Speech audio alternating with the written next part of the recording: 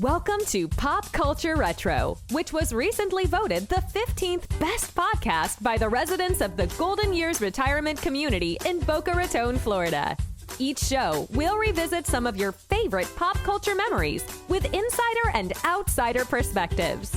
Now, please help me welcome your hosts, Ike Eisenmann and Jonathan Rosen.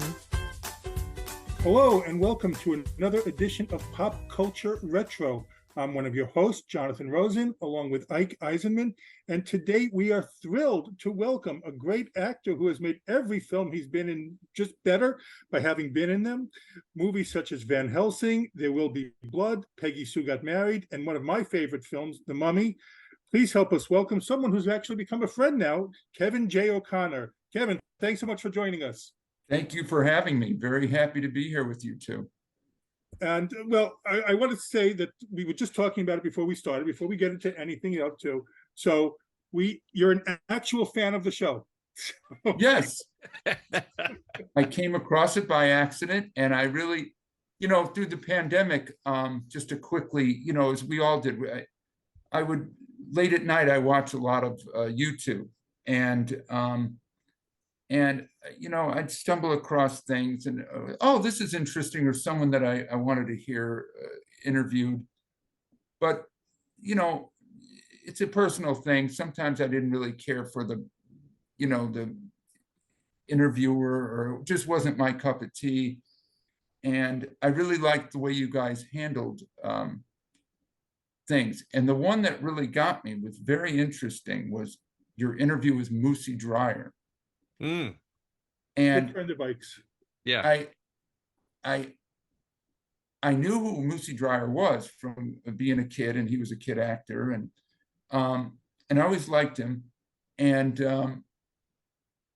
but I don't know how to put this, his interview with both of you, but with Ike and he being actors in had a similar backstory with being younger actors in the business, was very interesting. But also, myself being an actor, what I really liked about him was that he accepts the roller coaster ride of this business. And this wasn't so great, but this was great, and it really sort of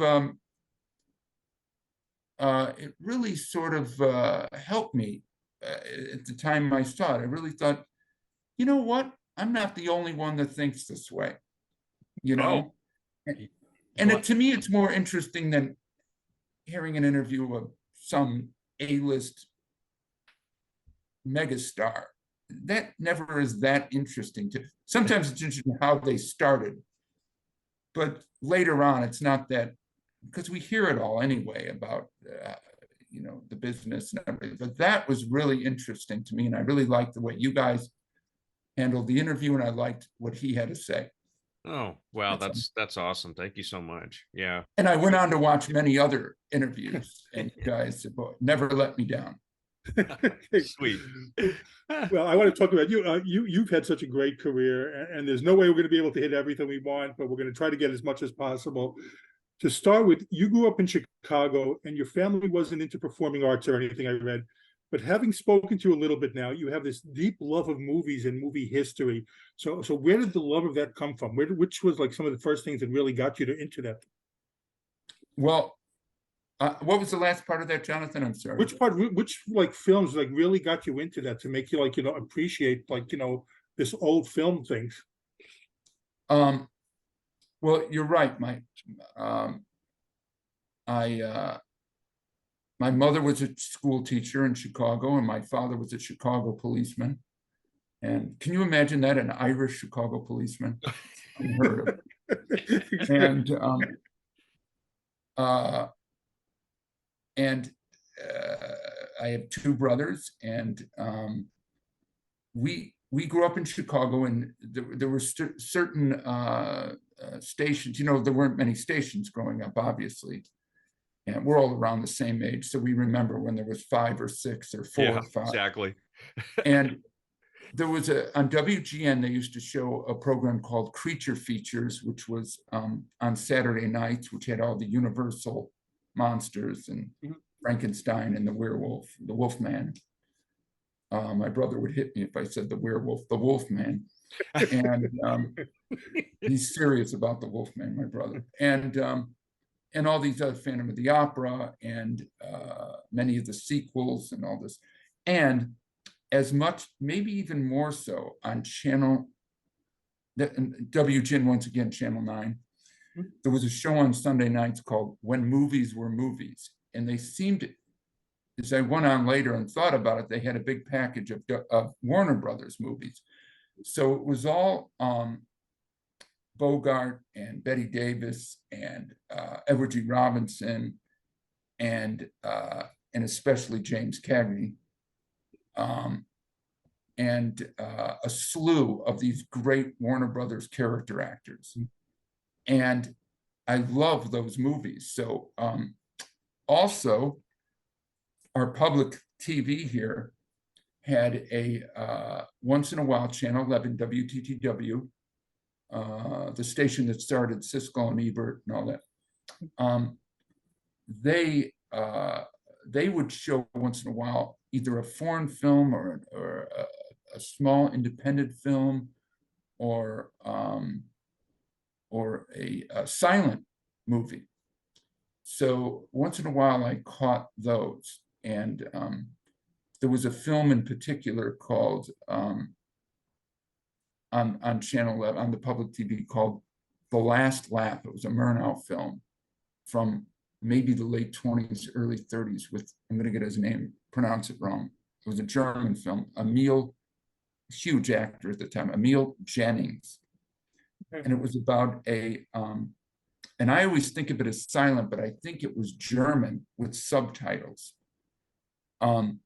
It was about an older man who was a doorman in this posh hotel in Germany, in Berlin or wherever they were. And he gets demoted to being the washroom attendant. But he still wears his gaudy, great captain's outfit that he was the doorman when he goes through the tenement to go back home. So people still think, wow, you know, that's great. And I was fixed.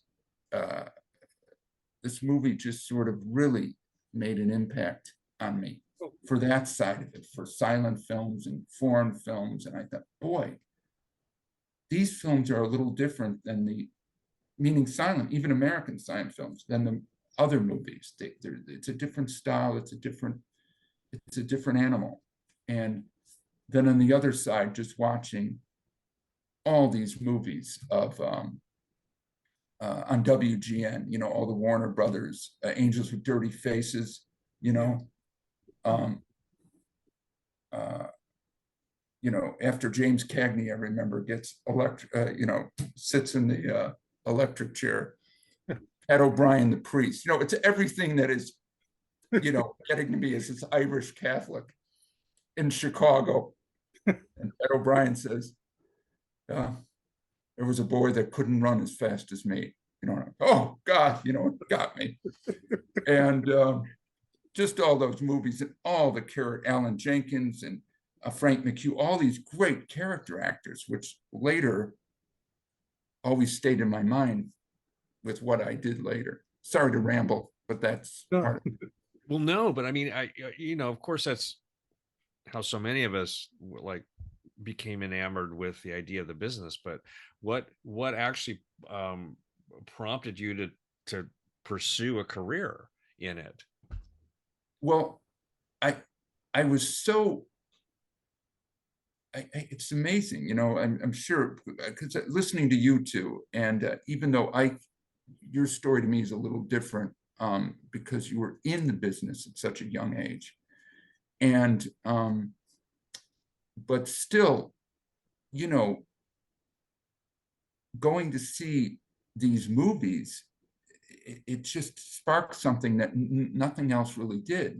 Not music, which I love, and not something about that was always in me. And I was a very silly kid, so and I like to attempt to make people laugh and all this stuff. And the combination, I think, of those two, it's like, what could I do where I could be silly and have a career, an actor, I think it was just in me. And I was lucky enough to have just a great mom, a nice family, two great brothers. And my dad was a very funny guy. But my mother, being an educator, really wanted me. So after high school, really wanted me to go to school, whatever I did, but just go to school. So, and she knew with me that I wasn't going to be there were certain fields I was not going to be successful in. And so when I said, what about, acting? And I don't even remember her pausing. It's great. Well, let's find a school that you can get into that we can handle. Oh, wow. And she always said, even if the acting part of it doesn't, or you don't like it, or it doesn't pan out, maybe there's something else connected to that, And I thought, oh yeah, that's interesting. There's editors on film. I didn't really know what every job was on a film, at that point. And so I went to a school in DePaul, which was then called the Goodman School that was connected with DePaul University. And I did a couple of plays in high school, not many, but my senior year, I did a play, and we were an all boys Catholic school. So we would have to get girls from the girls' school to come over and be in our plays. And I would go to the girls' school because they needed men, or me. And so I only did a couple plays, but that got me really amped up for it all and really excited. And so I got a letter from Loyola University after I did the play my senior year. And it was from one of the theater professors there, and he seemed to like what I did or saw some potential, and sent me a letter. And I had never, it was sort of like Charlie Brown getting a compliment. I was like, wow, what is that? That feels kind of nice. I'm not sure. But this guy said, we would like you to consider coming to Loyola University for drama. So I showed it to my mother. I said, look. And she said, okay, that's great, but let's look at some other options too. And I'm glad she did. And I got into Goodman. I had to audition. And it was also the first time I think I was ever around, even though they were young and not professional, I was around actors for that audition. So that was a whole, from all boys Catholic school to, some sort of hippie girl sitting in the corner going, no, or whatever, getting prepared to, and I said, and there was a girl, by the way, doing that.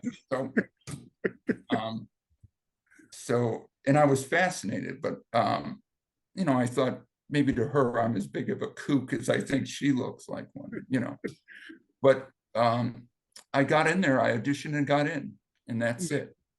Well, I did want to ask you about other actors. You said you brought it up now. So around the time you were growing up, there was a whole Chicago acting scene, I guess, with famously the Cusacks in much of it. So were you aware of them, and were you aware of any involvement in things that they were doing at that time? Yes and no. I mean, even though it was in the Chicago area, before I really got into it, I went 4 years to Goodman drama school, and they could have been in, they could have been in Montana to me. It seemed so distant, but I did know of more later. I mean, I remember seeing a movie, My Bodyguard, and I remember reading like Siskel's review saying, or somebody's review saying that they filmed it here and there and at the high school on the north side. I was from the south side, so that's a big difference too. Um, and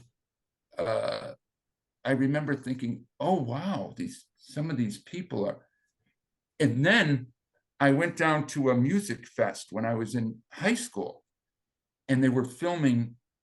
This was like 79, so I was like a sophomore in high school. They were filming the Blues Brothers. Oh, wow. And I saw Belushi and Aykroyd through a fence when I was waiting to go see some blues artist, Muddy Waters or somebody.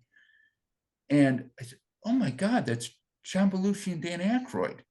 I didn't know what they were filming, but they were in costume, and I saw them on Saturday Night Live do that act.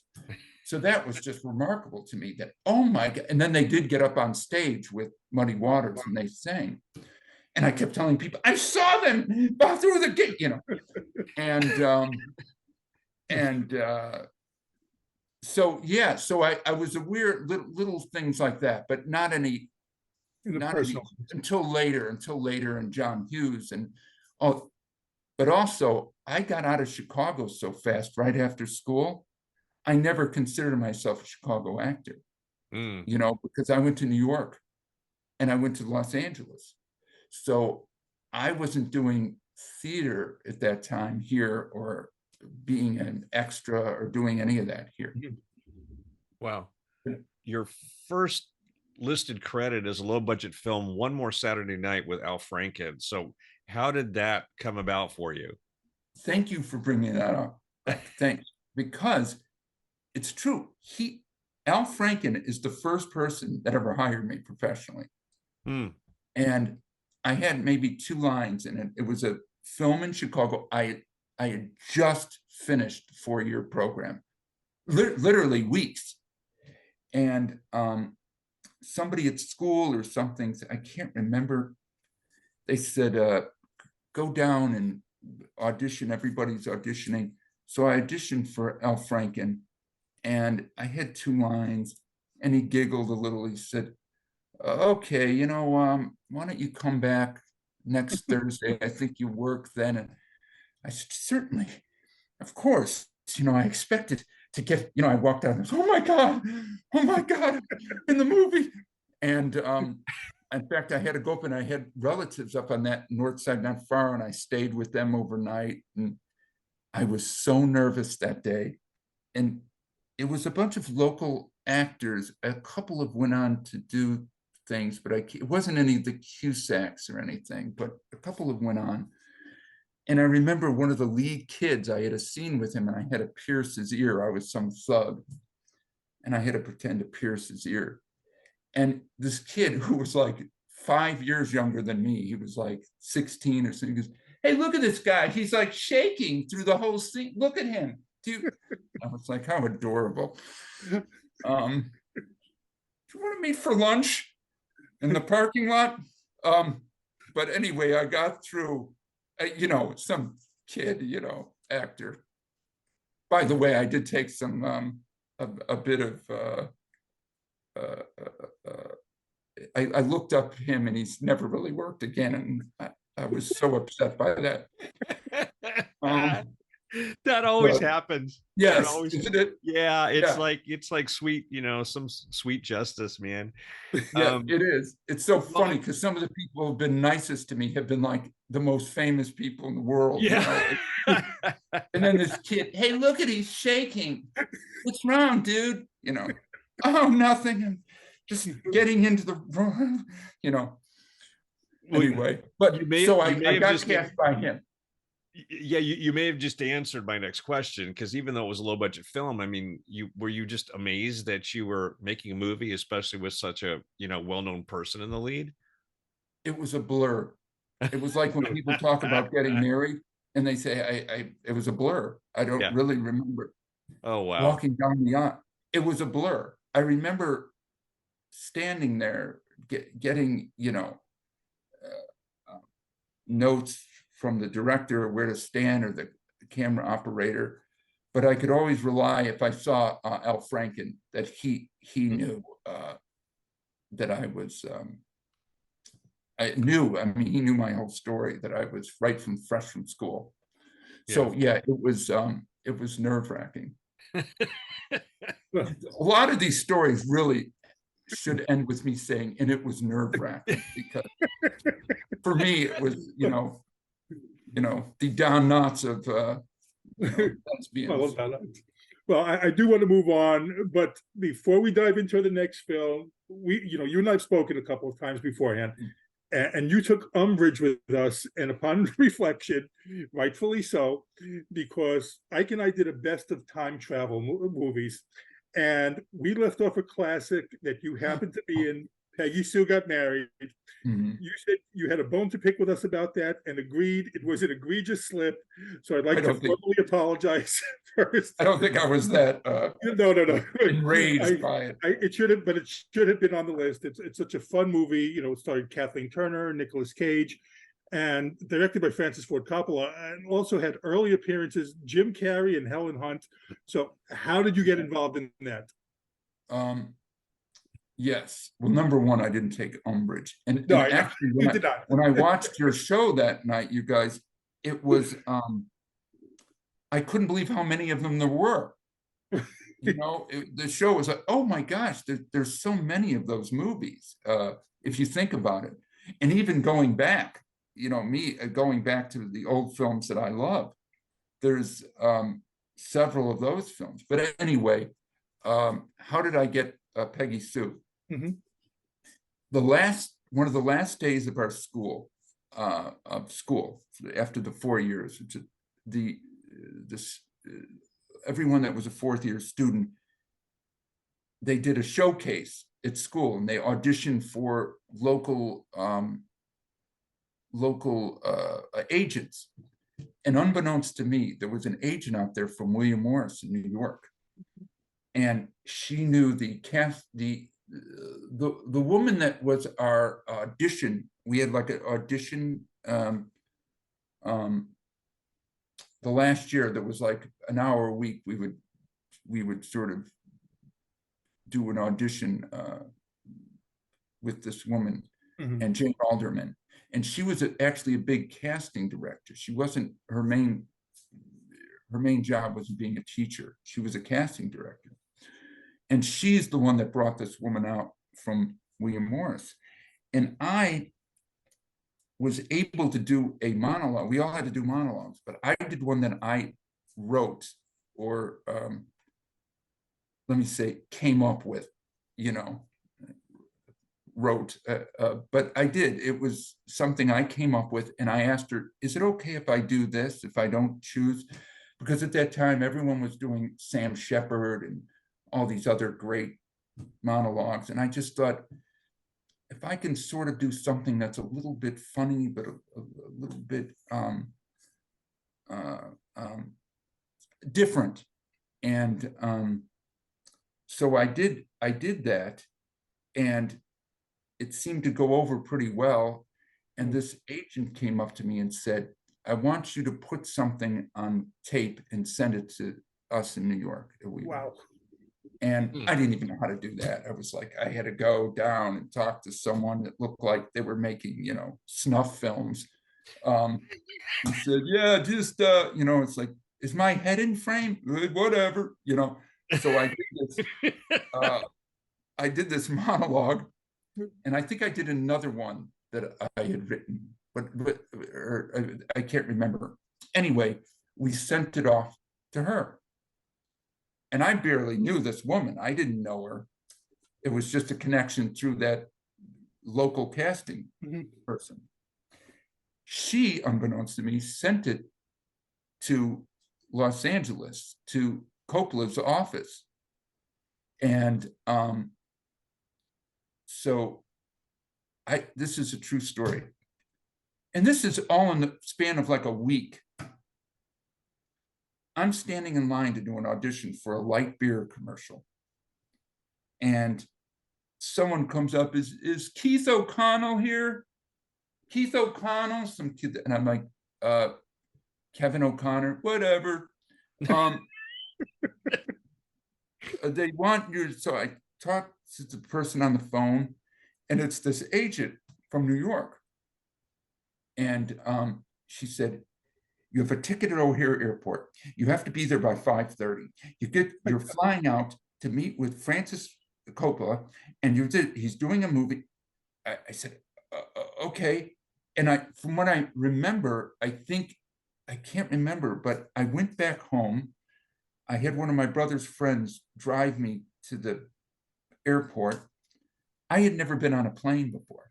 Oh my God. And I was 21. When I was very little, I went to Florida once, but I was like 6 or something, but I'd never been on a plane other than that. And I got the script. That part I can't quite remember, like a fax machine, someone got it to me. And the scenes from I didn't know what the movie was about. I had no idea. And I flew there, and it was just amazing. I was sitting in business, and I was like, oh my God, this is incredible. So I get there. Now, this is the part I was either at Universal or Warner's, and I always said Universal, and I think it was.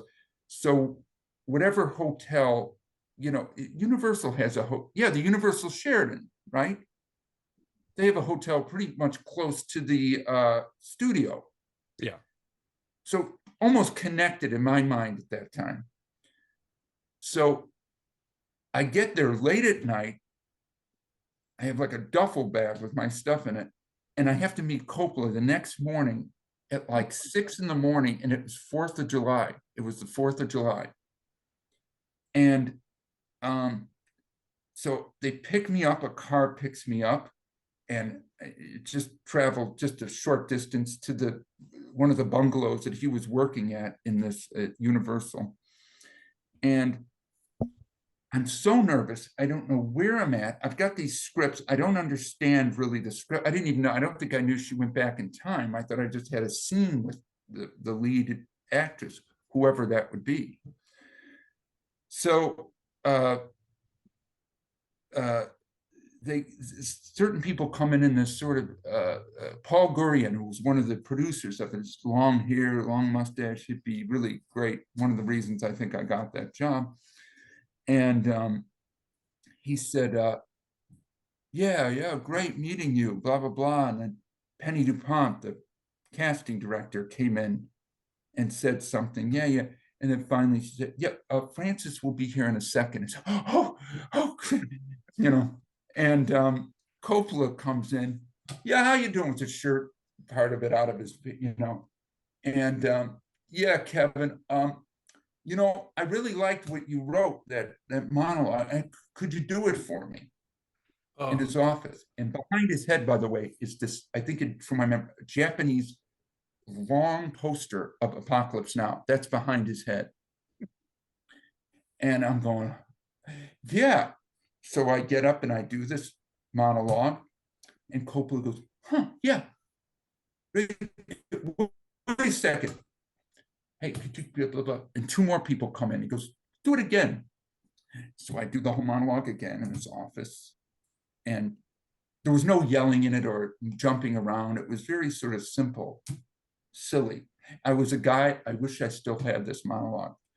It was a guy who, I don't know where I came up with this, but I think someone I knew had this problem. This guy didn't want to tell people where he worked because he was so embarrassed of the name of the place. It had silly, and he had a history of working at places with silly names. And, like a bowling alley and a roller rink and and he was just sort of a lunkhead, but it was very quiet. And I was just trying to sort of copy just some guy, some young person talking about work, and so Coppola said, great, I'm going to bring some more people in. And I did it. I must have done it 4 or 5 times. Oh my God. So then he said, good, Kevin, why don't you take a few minutes? Here's the scenes I want you to do. Go up in my other office. And I went up to some office. Go up, there's another office. And they let me up, and I read these, but I was shaking, oh my God. Okay. So I'm reading this stuff, and someone gets me, knocks on the door, and says, "Come down." And it was 4th of July. They weren't really prepared. There was no other actors there. So he said, "Yeah, we don't have it. Why don't you read it to me?" Okay, so he was doing the Peggy Sue part, and I was reading to Coppola across his desk.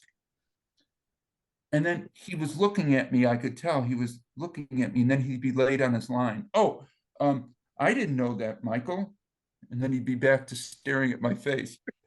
And I was trying to get through, and I did it. And that's all. The rest of it's a blur. I don't want to make up anything because I don't remember. But this is how naive that I always found this funny. I've told this story before. So I leave and I say, thank you. That's just great meeting you. And he was, yeah, great. And I walk out, and I'm waiting for either a cab or a car, and I am in the studio still. I'm in like a fake street, and I'm waiting for a cab. And this older guy comes out, "Can I help you?" Some custodian. I said, "Yeah, I'm just waiting for a cab, but thank you. I just had this wonderful meeting. There's no cabs. This isn't real." Oh, and then even worse, Coppola came out.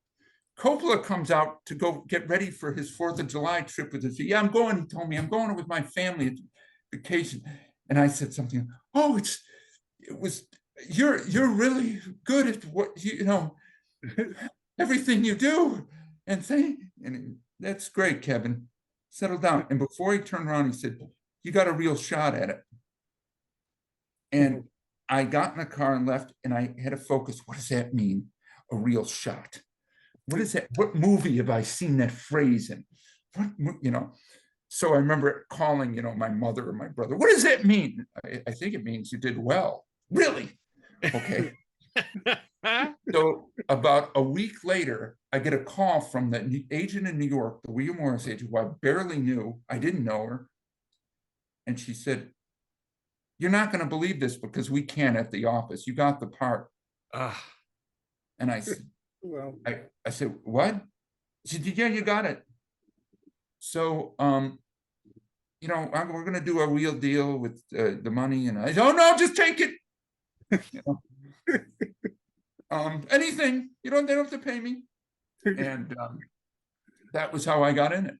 wow. Oh my God. Now, this is how naive I am. I get to the hotel room, and I've never been in a hotel room. And you know where they put the TV? Well, things are different now because TV in the chest of drawers you open up and the TV is there. Yeah. I talked to my brother. I said, "This is a nice hotel, but there's no TV." And he was an accountant that had traveled around. He said, "Is there a chest of drawers in front of you?" I said, "Yeah, there is." He said, "Oh, open up the." "Oh, there's a TV." It's a true story. Oh my God.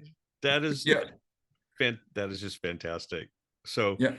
All right. So now unlikely of unlikelies, you get this role, and at least in your mind. Okay. Yes. Was there, now this is a big film. I mean, is the pressure piling on you? You've got a, big time director. Kathleen Turner was already a big star at that point. Nicolas Cage has already been in quite a few films. So were there nerves going in, or, I mean, it was surreal. Yeah. And this sounds funny. When I started doing that movie, all I wanted was it to be over and that I had done a good enough job. Yeah. Wow. And not that I didn't enjoy it, because there were so many things to enjoy about it. But I just didn't want to get fired. I didn't want anything to, and I remember one of the producers said to me, "Oh, we saw some of the dailies. You look good. That's great." And I said, "Great. What are dailies? What are dailies?" I'm calling my mother. "What are dailies?" I have no idea what dailies. But I was a nervous wreck.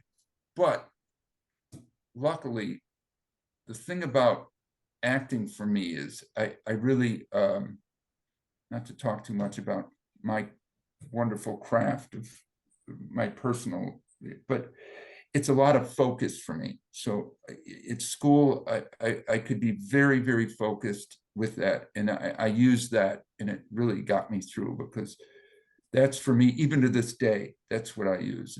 It takes a lot of focus. I use a lot of focus on what I'm doing.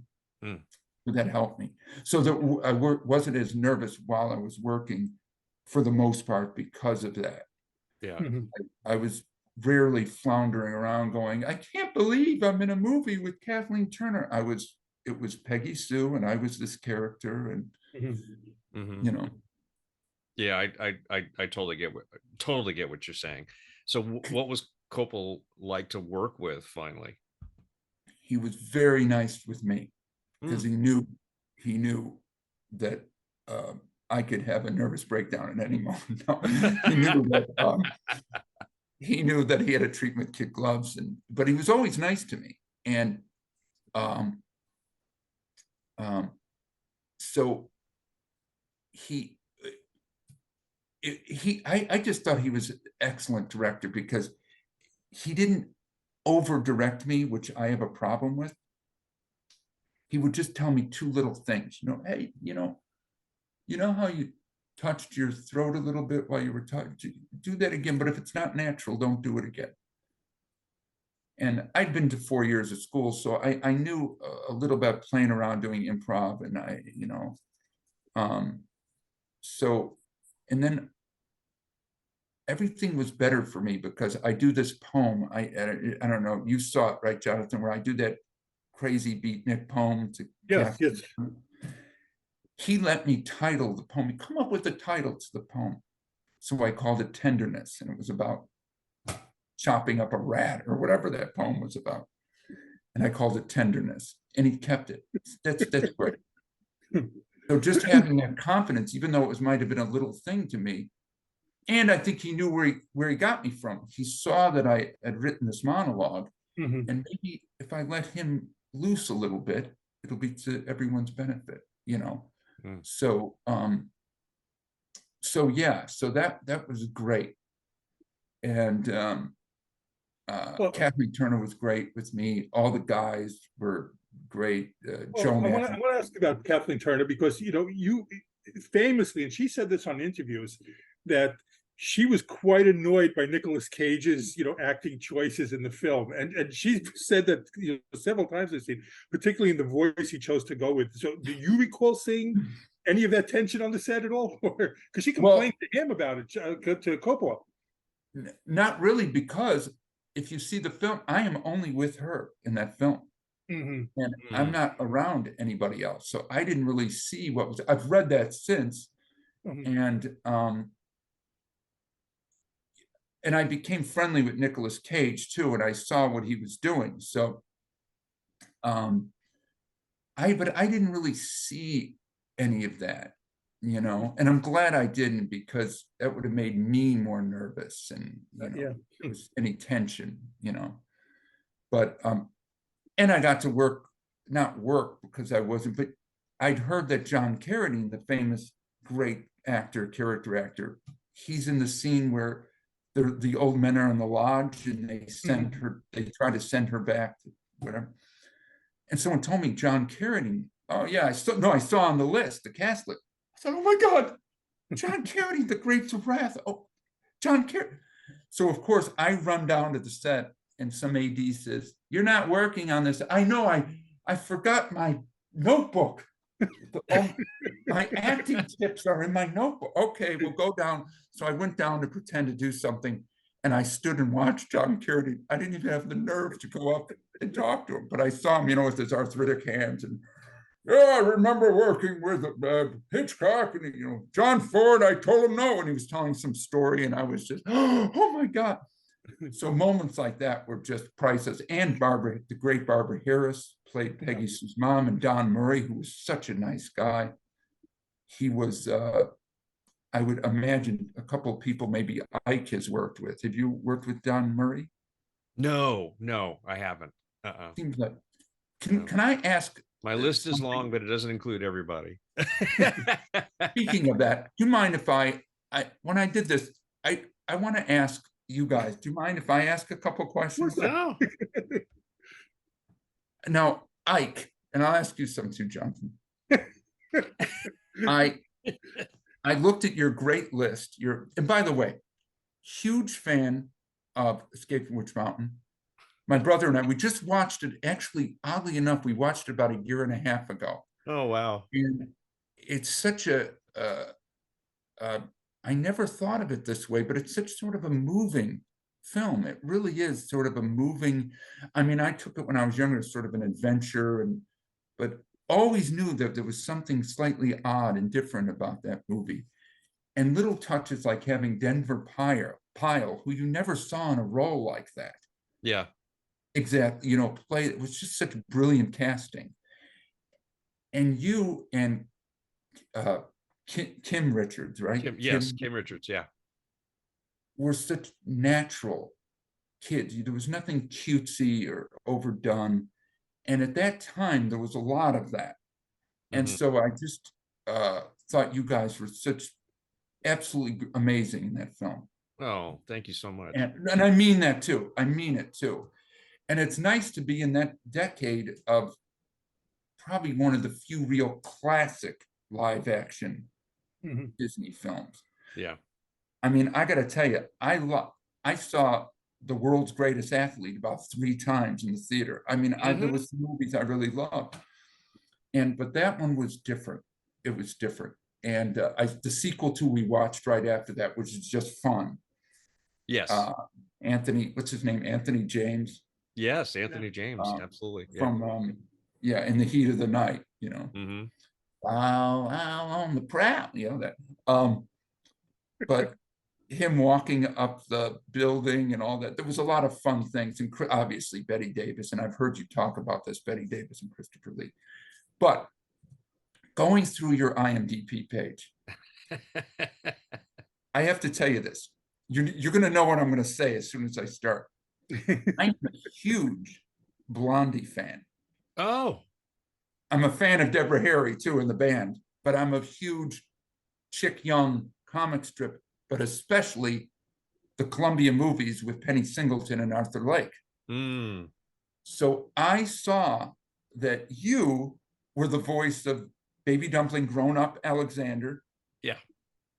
Bumstead. Yeah. And I found it on YouTube. I know there's 2 of them. I watched one of them, which was actually was pretty faithful to the strip, especially in that period. And but I just thought that was the coolest thing, that you were Alexander. Do you remember doing that at all? Yeah, I do. Because I loved everything that I did in my career, but I especially loved doing voiceover and animation work, because I just thought it was so absolutely amazing. And I was excited to do it. I didn't have a big career in it because it was a really, and you may be very aware of this, it's a very tough nut to crack.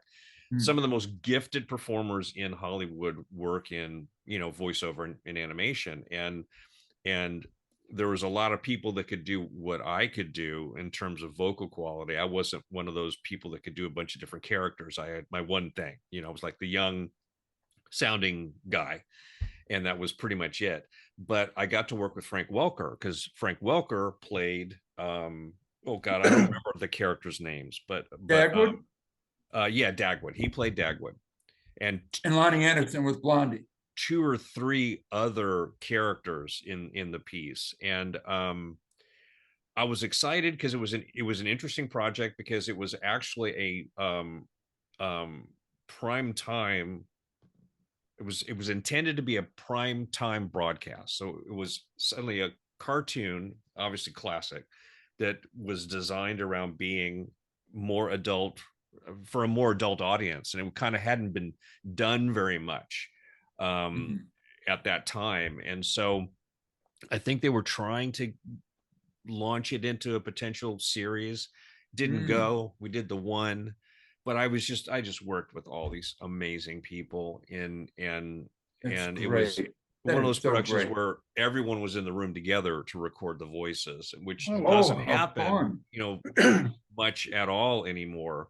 They, I did a number of shows where they would do an ensemble, group of actors, and we're all in the room together recording our work. But my favorite story about doing that was, in the way it works, if you've done it or haven't done it, our audience doesn't necessarily know, but you've got a music stand in front of you with your pages on it, and you're flipping one after another. The microphone's right in front, and you can barely see anyone else around you except for the piece, and we had a circle of people. And we got to this one scene, and it's two different male characters talking back and forth, and I all of a sudden realized, wait, who is that other person? I don't know who this is. And I'm like looking at it, and I thankfully didn't have to work at the time, so I'm looking over the music stands, and I realized that Frank Welker is actually doing a scene with himself, and line after line, one after another, he's going from Dagwood to this offbeat what other character, and then back to Dagwood, and they're going back and forth with each other. He's going back and forth with himself, and I'd never seen that before. I'd never seen anyone ever do that in a session, and I just my jaw dropped, and then I almost like forgot to get back and flip my pages and get back into the script and slow things down by just gawking at what I was watching. Right. How entertaining. That was the thing. That was the overwhelming experience for me, was just working with these incredibly talented voice actors. Most of my work with did a lot of the animation of the time, but Frank Welker specifically, because he is such a true legend. What a talent.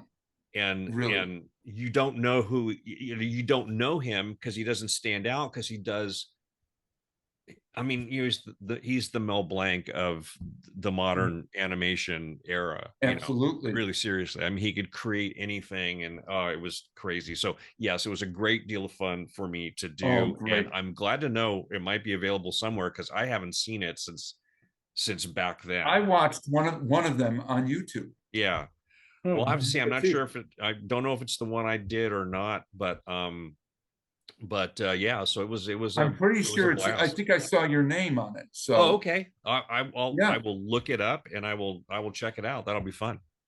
Yeah. And what I really liked about your vocal work is what you were saying, but is the naturalness of yours. It didn't sound like a 53-year-old woman doing a younger man, Yeah. Hey, Dad, can I have the car this weekend? Yeah. And, yeah. And you sit there as an 8-year-old going, I don't think I know anyone that sounds like this. That's my That's funny. But I do have an aunt that sounds this way. But just like your screen performances, you're such a. I got to tell you this too. I wanted to watch some. I watched that, and I thought, Chips came up, and I know you were on there, and I've never watched that show a whole lot, but my brother and I watched that episode, and I'll tell you what, you're really good in that episode. Because that's a show you can easily be completely over the top in, and and it's part of the fun of that show, But you're really good in that episode. Oh, God, you have the BB so gun, and if you remember the episode, you had the BB gun. I do. I always found those shows like T.J. Hooker and Chips, and I found them to be an interesting acting challenge, because you're actually delivering the most unrealistic, unnatural dialogue you could possibly imagine in the most ridiculous situations. And I felt like, okay, I got to kind of make this as real as I can, no matter what I'm saying, because you don't have any freedom to change any words. You can't sort of like, smear past something that's awkward. And so that to me is I will definitely take that compliment, because I worked very hard to try to make those parts seem as natural as possible, when you're just going, oh, I'm cringing inside over some of the words I've got to say, so but they were fun. Yes. Still fun Well, shows you to know, do. my brother turned to me while we were watching it, and he said, he's a very low-key, quiet guy. He said, he's really good in this, meaning you.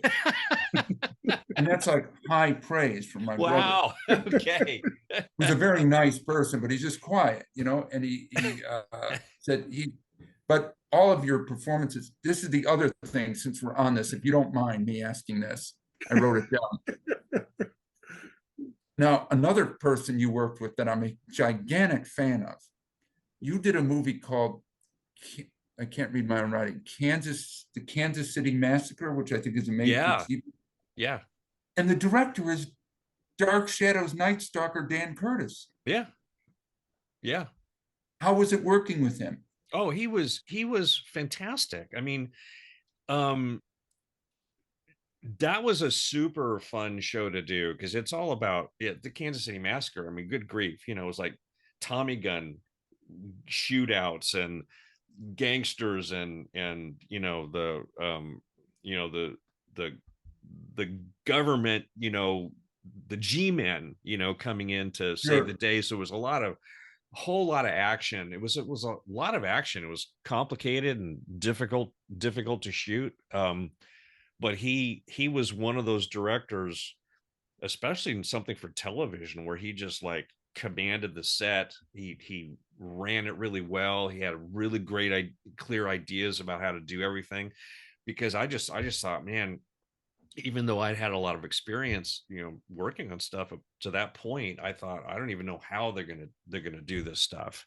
Sure.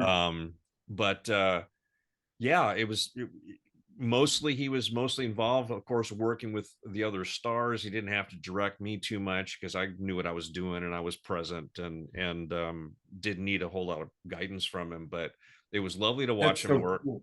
you know, with the other people, and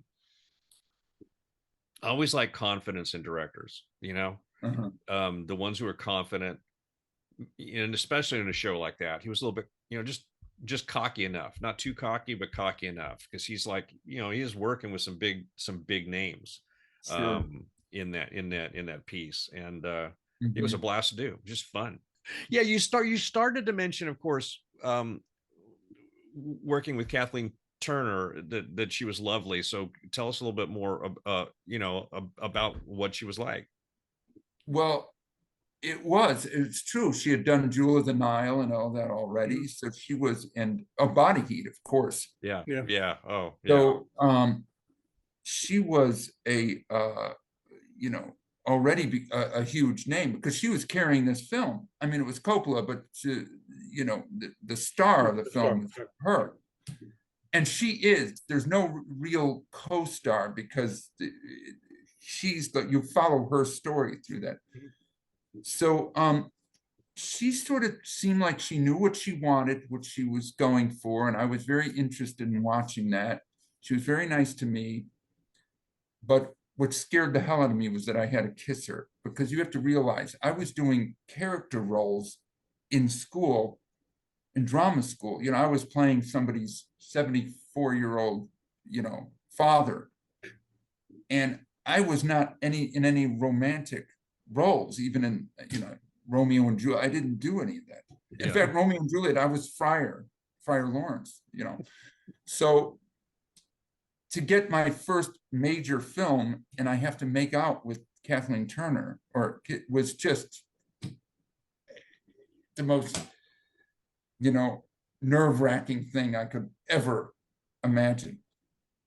But once again, I think my focus kicked in, and I knew, and it was done in this sound stage. And Coppola filmed, he's so brilliant, Francis Coppola. I mean, he really is. It's brilliant. And he, I mean, I'm not the first to say that, but the stage we were on was this surreal little mountain top thing with you know, netting with all the lights of the stars in the sky. And I think Coppola wanted that almost surreal, non-real look to it. And I watched him one day. I wasn't working, but I was getting motorcycle lessons, driving lessons. And Nicolas Cage and her were walking down the street. and I heard Coppola say something like, "Hey, could somebody recolor that lawn they walk by? Because I want it to look like a dream, the lawn." And oh my God, like the detail of someone like that, of how, so there's things in that film that have this sort of surreal, and so, but working with her, I'm sorry, getting back to her, she was very, she knew I was nervous, and she was very sweet with me. And actually one time I'm such a neurotic, I'm laying on top of her, kissing her, and I said, "Cut." They said, "Cut." And I realized, I said, there was something I didn't do that I did in the previous take that I wanted to do, and I couldn't remember. There was something, and I was kind of touching. I forgot that I was still laying on top of her after cut. And Kathleen turned to go, do you think maybe you could roll off me? Oh my God. Oh, which I have another story about laying on top of a famous actress later, but yeah. So it like I said, it was a bit of a blur, but I remember certain things so well, and it was just such a fortunate to be around all these just talented people, let alone Jim Carrey, and who, it was a shock how massive he got, but not really a shock at all, because he was so funny and so talented. I read that the shoots were really long there too. Is that true? It was, pardon? That the shoots, the days were very long days on shooting that. There was a tough schedule on that one. I think so. I think there were, but I didn't have anything to compare it with, and I was young. So, gotcha. But he shot it in Petaluma, right where American Graffiti. Mm-hmm. And Coppola came up to me one day and said, "Hey, I'm having it right by his, winery where he lived in Santa Rosa." And Coppola said, "I'm having some people over. You want to come by? We'll have some." Oh, okay. So I went with some of the other actors, and we went there. And one of the first things I see, this beautiful home with the winery in the back, and I see Kathleen Turner with her husband, and people are drinking wine, and I felt like one of the Bowery boys there. "Hey, what's this guy doing here?" "Oh, I'm here to deliver the ice." But anyway, I'm roaming around, and one of the first things, I go up on the porch of Coppola's house, and his wife is great. And she said, "Do you want to come in and have some?" "Oh, thank you so much." And I see Klaus Kinski on the balcony with a monkey on his shoulder. Oh, and this God. is like some holiday at somebody's house. No one on the south side of Chicago, there was no party where Klaus Kinski was there with a monkey on his shoulder. And not that I can remember, but so I'm just stunned by all these. And then in the back there was a guy named George Lucas. I think he did a film called Star Wars, and he was over there, with some pasta or whatever on a tray, talking to someone. And I was just going through this like, oh my, like a wax museum. I was like, oh my gosh.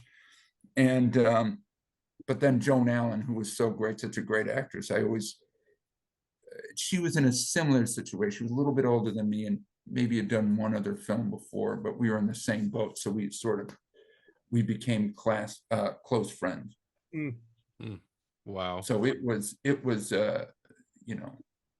and I was glad when it was over. Because I got through I it. also totally get what you're saying. Yeah. But so that film was so fresh on the heels of Back to the Future. Was there any mention of that while filming? Absolutely. What's that? Not while we were filming. No. When it came out, yes, but not one, because I had never heard about it. But and the movie came out, I believe Back to the Future came out in 85, Peggy Sue's 86. Mm-hmm. So the movie came out right, I think, when I finished the movie. I can't remember, but I wasn't aware of it anyway. Okay. Now, you had a good deal of screen time in Peggy Sue Got Married. So that was really like your first big thing. Did your life start changing afterwards? Yes, it did, in the sense of uh, different things, good and bad, That as well. mostly good. But because I got that agent, she became my agent after that. And,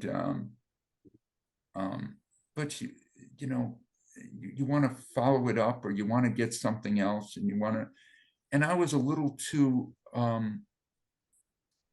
young in a way to really do what I would consider maybe the right choices right after that. Mm-hmm. In some ways. In other ways, I'm glad I did what I did, and it's the way it is. I mean, it's just the way it rolls, because I would have people saying like, you should be in now, you should have the lead, and I'm like, well, this is a great thing.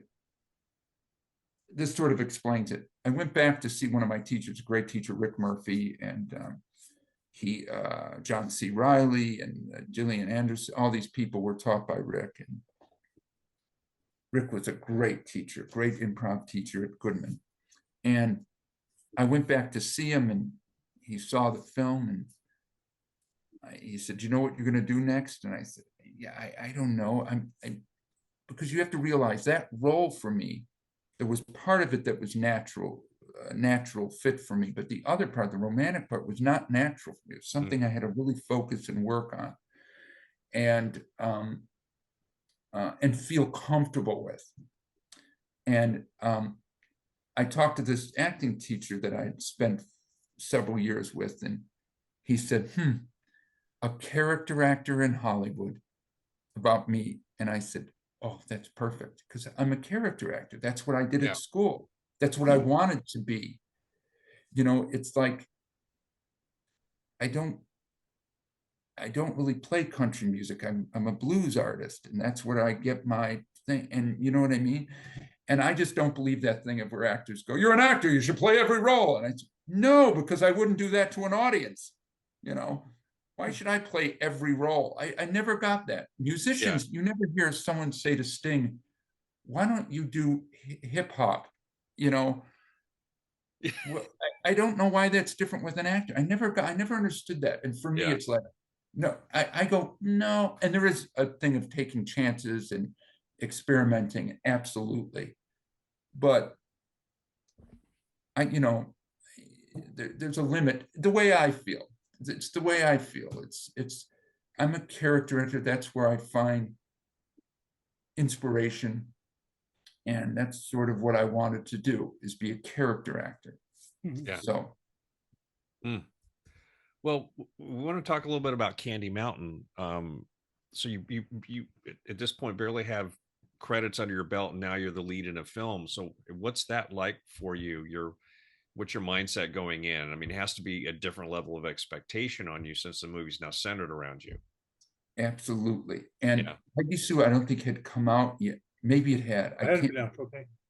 I'm not sure if it had come out yet, but it probably did. It did. And my agent, to her credit, she said, they want to see you for an audition with Robert Frank. And I'd heard of Robert Frank. And I said, he's not a director. She said, he's a famous photographer. He's a legendary photographer from the Beats and the Americans and his book. And Rudy Wurlitzer, who is a writer, had written several books, but also wrote Pat Garrett and Billy the Kid for Sam Peckinpah, and a great movie, Two-Lane Blacktop road movie. But anyway, so it was a totally different thing than the Peggy Sue. Obviously, it was an independent, low budget film about the road, and with this legendary photographer, Robert Frank, who really never really directed actors. I mean, he did these short movies, but they weren't actors in them. There were Jack Kerouac and people up in Nova Scotia. He lived in New York on Bleecker Street and Nova Scotia, so he would go travel back. It was real people. So it was really a fascinating challenge to sort of do this film with someone like that. And he had no history of directing actors, and which in a way I really liked, because it was just about sort of being real and being very low key and real. And it was just a nice sort of challenge for me. And being with these people that weren't, if I tell you they weren't Hollywood, you would have no idea. There was some effect in the film where the guitar caught on fire. It was this minor effect. And Robert Frank, and it didn't go right. And Robert Frank says, why do I have to wait for these big special effects to happen when it was like big special effects? But in his mindset, so that's who I was with. I wasn't with Coppola, in Apocalypse Now with, huts blowing up and Playboy bunnies coming in on the, this is totally different. And they cast all these musicians in a lot of the roles. And that, I think, came from both of them, because it was interesting to see these musicians, Joe Strummer and Tom Waits and Leon Redbone, who, when the costume woman put a shirt on him, didn't I tell you I was allergic to wool? I don't know why I remember that. And so it was all these musicians. David Johansen, Buster Poindexter. But they all did it for Robert Frank because they worship Robert. So it was interesting to see those people, Tom Waits, big time, Dr. John, sort of in awe of Robert. Wow. And it was really fascinating. And I got to, and I met all these, Allen Ginsberg and all these New York poets, because they would just stop in at Robert. I hung around with Robert Frank in his Bleecker Street loft for like 2 months before I did the film. I went up to Nova Scotia with him. And it was just a totally different way of working. It was absolutely fascinating and really a once in a lifetime. And I ended up working with Robert again on a short film for French television. That had to be filmed within an hour with no edits. So I did that with him. Well, I do want to briefly ask about another film that you were in, because I'm fascinated by this. Canadian Bacon. I look at the cast. You're with Alan Alda, John Candy in his last role. You had Rip Torn, Rhea Perlman. So what are your memories, some of your memories about doing that and working with Alda and Candy also? Can I just back up, because I realized Ike asked me a question about that. The one thing about Candy Mountain, just really quick, it was difficult for me to be the lead. That part of it was very difficult.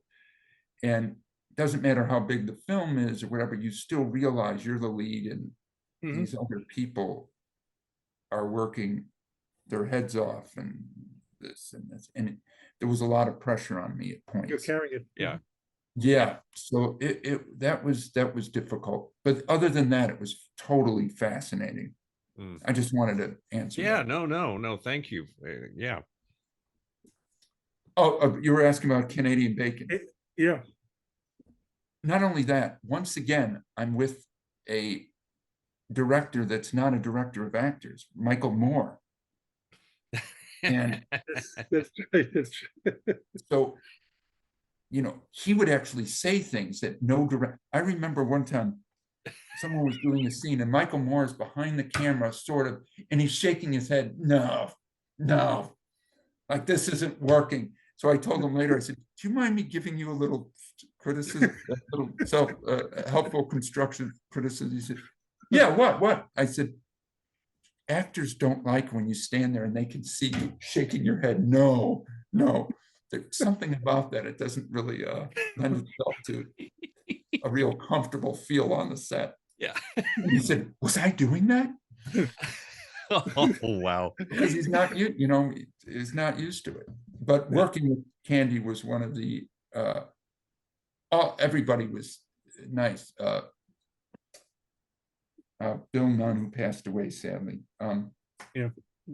Radio Raheem, from Do the Right Thing. He was my other deputy. I was with him as another deputy of John's. but working with Candy was one of the great pleasures of my life, my career. Mm. He was great, absolutely hilariously funny, almost more so off camera. So you had the same personality, that warm, outgoing personality off camera as well? But when we would film in Canada, because we filmed that movie partly in New York, Niagara Falls, and then we went over to the Canada side and we shot a lot in Toronto. He was like Elvis Presley. He was big here, but in Canada, he was a megastar. You would have swarms of people. And I remember Candy called me up out of the blue. He said, "What are you doing now?" I said, "Nothing. I'm, just reading, and I was probably watching, Dobie Gillis or something on Nick." And he said, "I have a car coming around. I'm going to the hockey game, because he owned how could I forget, not the Edmonton Oilers. What was Gretzky on? How could I forget this?" And Gretzky was the Oilers, wasn't he? He owned that team. He was part owner. He was part owner. He had some sort of horse in the race when it came to that. And Right. so we had this booth. We went to the hockey game, into the Maple Leaf game. We were sitting in this booth that it was like his booth, and it was just incredible. I mean, but the people would stare at him, and there'd be swarms of people like it was Elvis Presley. It was the Elvis, and I think I even told him, I said, "You're like the Canadian Elvis Presley," and he's like, "Thanks." But it was just incredible to be around him, and he just had one of those personalities that drew so many people to him. Obviously, that's why he was one of the reasons. Was besides being so funny, was he was such a success. Was that great guy, and very upset when he died. Yeah, I was looping, Ike, when you were talking about doing the voice. That's how, sitting at the stand and looping. Yeah.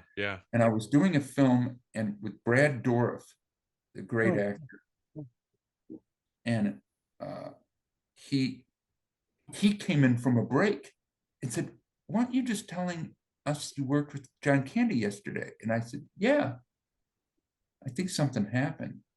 Oh, wow.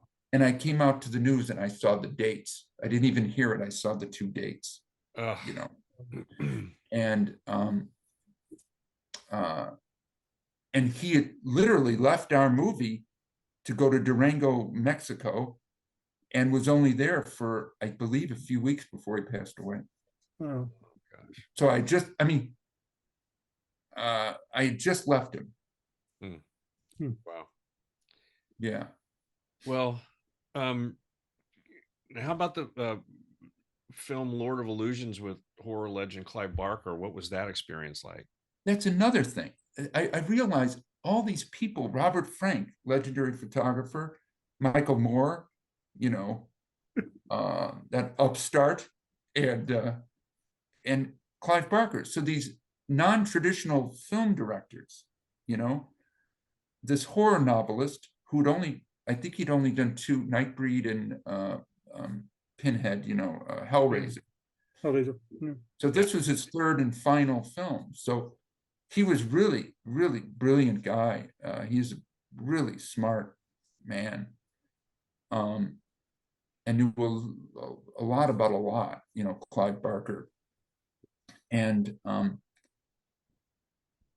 that was an interesting shoot for me, because I wasn't really used to, I was fairly, my career was fairly new at that point, but horror, of that type of horror, I wasn't really someone that was watching a lot of that,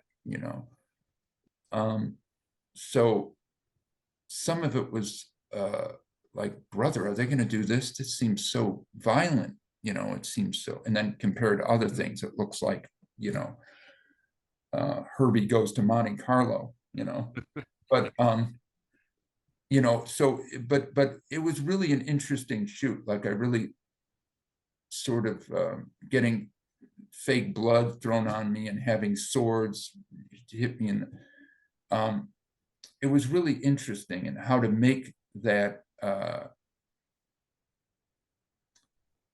let me put it this way. I wanted to make sure I didn't look like I knew I was acting in a horror film. Does that make any sense? Oh yeah, for sure. So that was sort of my goal, and it was just a character, and just an oddball character, magician, and so yeah, it was an interesting shoot with a really smart man, Clive Barker. Well, speaking of horror fame, you worked with Bruce Campbell, from Evil Dead franchise, on a Disney show, so The Love Bug. This is my connection with Ike. Right. Yes, exactly. Which was also had Mickey Dolenz, and John Hannah, who you'd worked with again on The Mummy. So you and I spoke. You're a big fan of the monkeys. So what was that like, getting to work with an actual monkey, Mickey Dolenz, and just were you awestruck with that? I mean, just this is a different type of person now. Yes. It was, but so doing that movie, I get called out of the blue. I didn't audition, they just offered it to me, which is great. But they said, yeah, they want you to do I don't know, Ike, you probably remember this, when they revised the Wonderful World of Disney for a short period in the mid-90s. Yeah, I have a recollection of that, but I didn't see any of them or any of that. Yeah, I didn't either. I mean, I think I learned about it when I got the role that they were doing. I didn't know about it. So they told me they're doing a version of The Love Bug for that, and they want you to be in it. I said, really? Oh, yeah. And they said, and the lead is Bruce Campbell. I said, who else is Clarence Williams III? I said, wait a minute. Bruce Campbell, Clarence Williams III, and me are going to be in a Disney TV show. Who is directing this? One of the Manson followers? You know what I mean? But anyway, it actually was directed by an excellent director who became my good friend after, Peyton Reed, who went on to do the Ant-Man movies, and many other things, who was one of the funniest people I know. And it was, I was in Rhode Island, and I had to get to LA the next morning. So it took all night. I was up all night flying there. I mean, they offered it to me and said, you literally have to be there tomorrow morning. So I flew there, and and I had to make my own arrangements for that particular job to get there, because it was all local hires. But I had a couple of good friends that I stayed with when I was there. And I said, I got to do this, I told my friend at the time, I said, when am I going to get a chance to do something Disney like this Love Bug? I just have to do it, good or bad or whatever. And it was so exciting to me, because my brother and I, Ike, are huge Disney fans also. And that book you used to have, you don't have it there, with the Art of Disney, that Christopher, what was his name? Oh, yeah. Oh my God. I think I have this one, but I don't know. Yes. Yeah. Wait. Yeah. The one with the bigger Mickey, usually have it behind, and he's got the paintbrush, I think. You know what I'm talking? Yeah. Yeah. You said on one of the podcasts that was like a Bible for you. Oh yeah. Yeah. I have the first edition. I have the first edition of it, actually. Me too. That thing almost fell apart. I poured through that, taught myself to draw, with all those images. I don't think I ever read it, which is hilarious. Because it's got a lot of great text in it, and I've looked back at it, but I would just sit and I consumed it like mad for years. Yeah. It's just a great book. Yeah. I think mine fell apart. I think I actually got another one because it had fallen apart. Yeah. So I was really excited to do that. And it was, I had no time to think about it. And I even had a scene the first day I was there. It was insane. I was there in like 20 hours. So they bring me, I get there and we're way out in that racetrack out in by the desert, like an hour out of LA. Ontario Speedway. Yes, I believe so. Yes, where they filmed a bunch of stuff there. I would imagine they have. They did tons of stuff. So I get there, I'm completely exhausted. I haven't slept. I got to get costume fitting, and like 4 hours later, 6 hours later, I'm going to be doing a scene.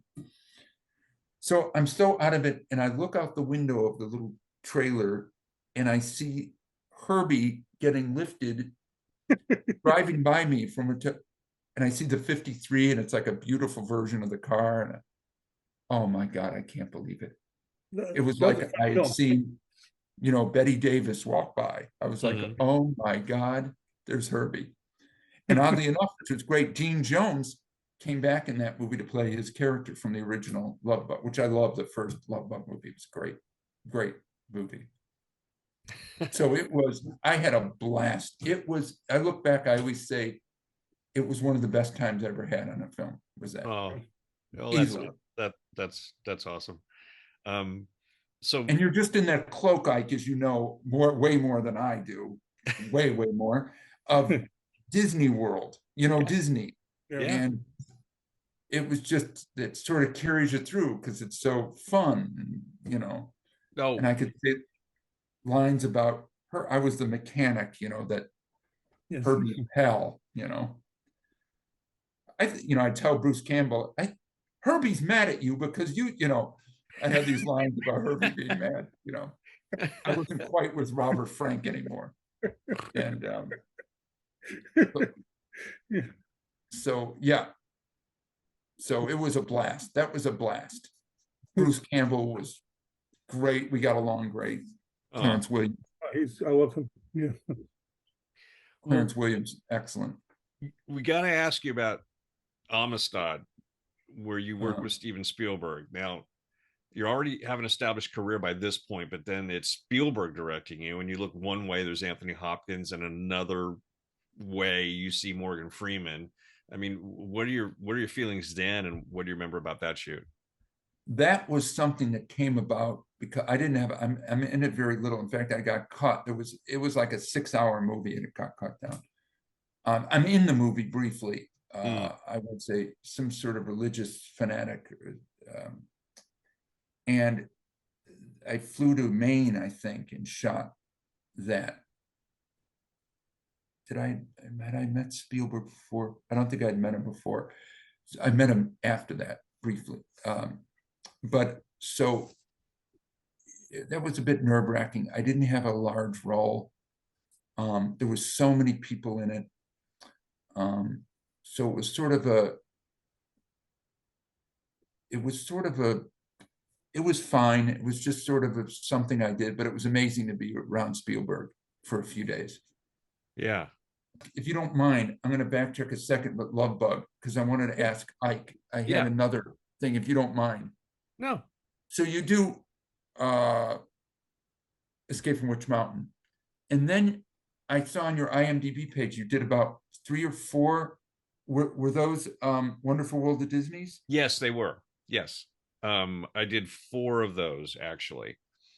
Because Disney signed me to a 3-year contract in the first week of working on Witch Mountain, which was tremendously exciting because, oh my gosh, Disney was a dream. That was what I dreamt of doing. And when I started in the business, I thought all I want to do is do something for Disney somehow. I just wanted to be a part of that. And it obviously came to me in a very, very big way. And within that first week, I guess they saw the dailies and decided I would be, a valuable asset. And so during that 3-year contract, I did Return from Witch Mountain fell under that contract, but then I did 4 other Wonderful World of Disney shows during that period of time. So I worked on that lot every summer that I was in junior high school and high school practically. It was absolutely awesome. It was absolutely awesome. That is so great. Yeah. I mean, it's no surprise to me because seriously, I know it sounds like but you're so excellent in Escape from Witch Mountain. Oh, thank you. And like I said, at that point too, seeing some, 70s kid with a blonde Prince Valiant haircut going, does Dad still like me? It wasn't like that at all. It was like, a natural performance. It was a film performance, Yeah. And it was excellent. So you did the four Wonderful World of Disney's after the sequel to Witch Mountain? Return to Witch Mountain? No, they came in an interesting order. I shot Escape to Witch Mountain in the spring of 74. They signed me to the contract. Then I did my first Wonderful World of Disney show called The Sky's the Limit that summer. So Witch Mountain actually didn't get released until 75.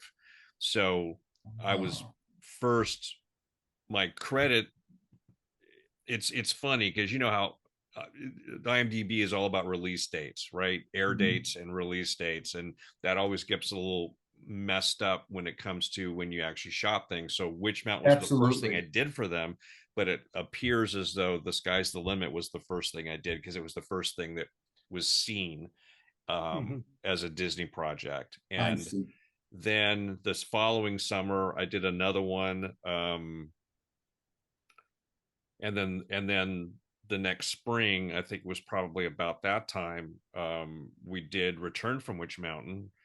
And then I did another one the summer after that and another one the summer after that. So that's how they kind of spilled out. Because Disney was smart, working with kids, you got to put them in school for 3 hours a day. Right. So they would try to shoot the bulk of that stuff with the young performers during the summer when you could work an 8-hour day. But what's so great is it was spread out for you working with Disney. Yeah. So it was like several years, which is great. Yeah. No, it was like every summer I look forward to, they picked up my option. I think they only didn't pick up one option. I could have done one more, but they left one off. Didn't invite me for whatever reason. I have no idea, but one less project than I could have done under the contract. So yeah, how long? It was my summer vacation every. That's so great. Listen, I loved it. I know. Listen, just you reliving it is exciting for me to hear. How long did the Wonderful World? Because I take it the Witch Mountain movies were like a regular film, but how long did it take to shoot the Wonderful World of Disney projects? Anywhere from like 4 to 6 weeks. Because they were all of them were two-parters. Every one I did was a two-parter. So it was essentially a 2-hour movie, just aired 1 week after the other. Of course, that's the way they were, right? Yeah. So it was at least 6 weeks. It was a good long chunk of time, to work. Great. And I loved being that busy. I got to tell you, I really, really, really loved it. It was just on something like that, especially. Yeah, it was just fun, and especially being on the Disney lot, because I'm sure you felt this doing the Love Bug project. It's just like you said, being in that world, being a part of that production company in any way. There's a mystique that goes along with it, and working on the Disney lot like all those years, and that was kind of a golden age, in a lot of ways. And it was a family, I worked with the same crews all the time, often some of the same directors, and so we were just like, it was like summer camp, movie camp, at Disney. I've heard you talk on other podcasts. I've heard you talk about it, and it really just sounds like such a dream. Yeah. And it's just so great, just very cool. Thank you. I just wanted to. No, you're welcome. You're welcome. Thanks for asking. Yeah. No, just so cool. And I've been waiting to ask. I've been watching these podcasts going, I'm going to ask Jonathan, why in the hell didn't you ask so-and-so? No. No, well, I want to get back to you. I want to talk about how you got involved with Stephen Sommers and Deep Rising. I auditioned for Stephen Summers for Deep Rising, and I love the idea, as opposed to strictly horror, that this thing was this big, silly monster movie, almost a 50s kind of, with this. The original script of Deep Rising was called Tentacles. Oh, and that I didn't know. That I didn't read. Yes, and that was like up my alley, doing this sort of 50s, big monster thing. And I was like the, kind of the Lou Costello of the, the character was sort of this, quirky, hippie mechanic, was the sidekick, classic sort of sidekick to, and nothing really,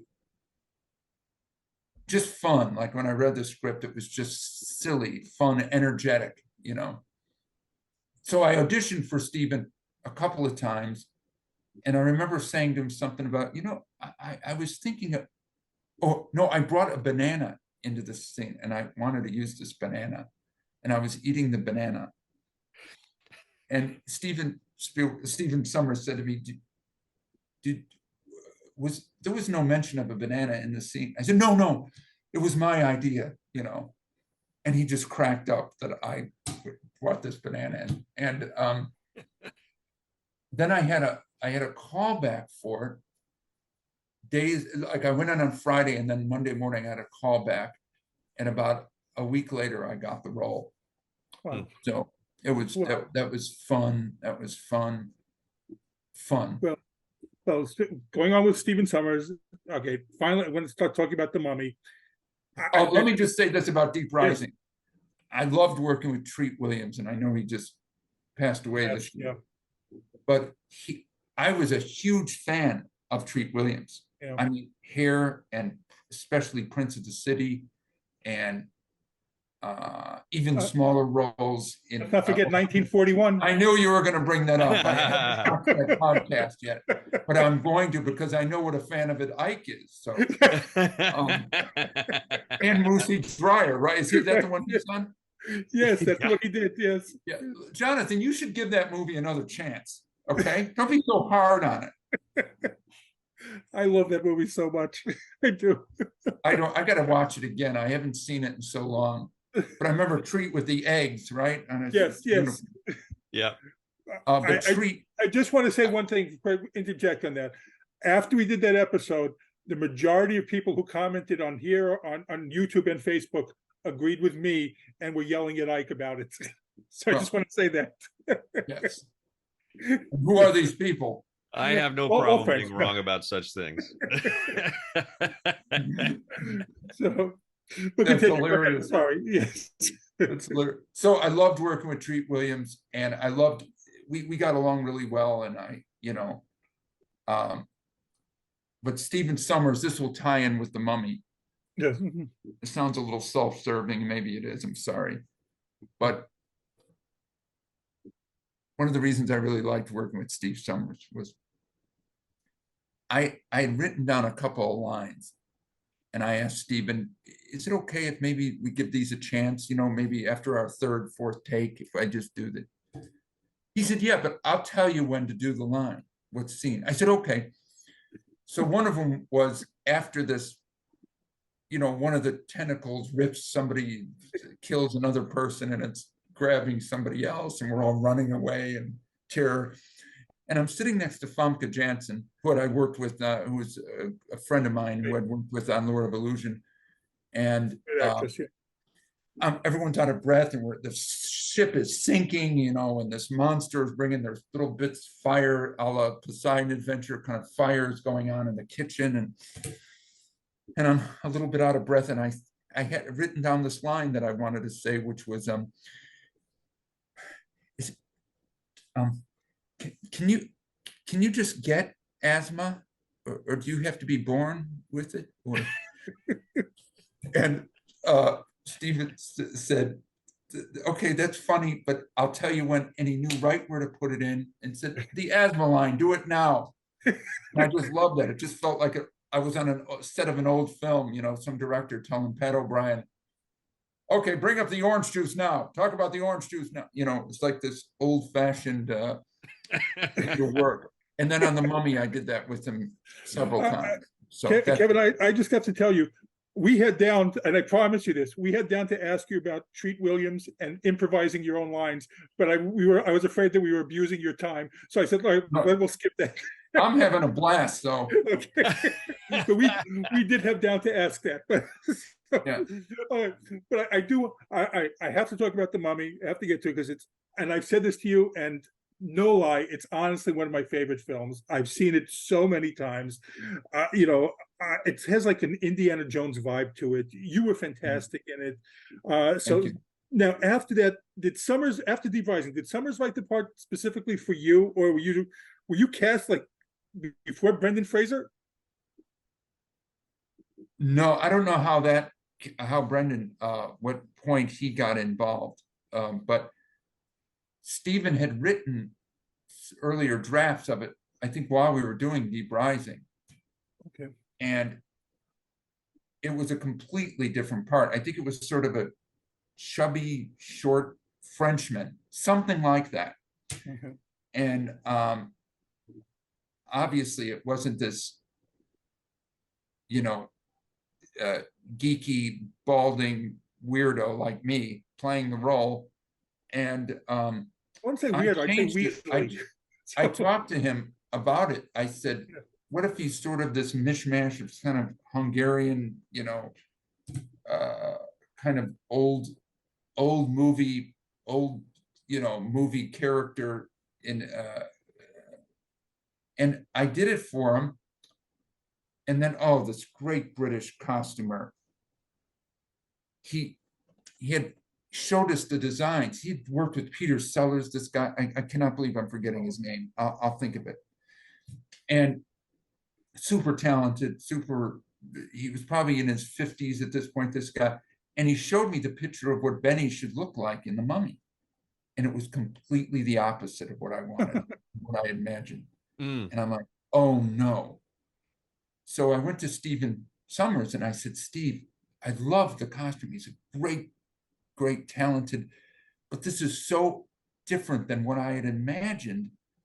It was like this, kind of like an Australian cork hat or whatever, like that Australian where the rat patrol, where the brim is on the side and the bandoliers, the bullets on the thing, and this big boots, heavy. And I said, that's not what this guy is, like this kind of vulture that's in the desert, this scrawny guy with this terrible matinee mustache, John Waters kind of mustache, and this weird, voice, and Stephen said, no, I think you're right.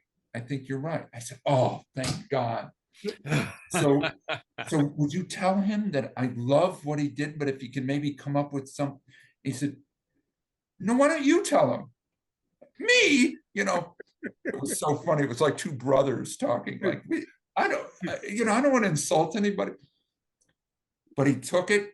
He came back and gave me what I ended up wearing. And he warned me. He said, the one thing I'd ask is that you shouldn't wear sandals. And I said, this guy wears sandals. I just have this feeling, he wears these little sort of Pinocchio kind of pants and he wears sandals. And he said, you're going to regret. And I said, no, I just have this strong. And what he was trying to tell me was, you're going to be standing in the desert where things are moving in the sand and you have sandals on. I was like, oh God, why didn't I listen to him? But anyway. John Bloomfield? Yes. So I ended up wearing sandals. And if I can tell this story right, so the scene did you just watch it, Jonathan? I watched it recently again, yes. Oh, okay. So, at the opening of the movie, well, the opening is ancient Egypt, and it has the story of how Imhotep and whatever. And then it goes to not present day, but in the 20s, I think, in Hamunaptra. Yeah. Mm-hmm. And it's Brendan Fraser and I getting ready in the French Foreign Legion, which I always love, that the first time you see me, I'm in a French Foreign Legion outfit. It couldn't be more Abbott and Costello than that. And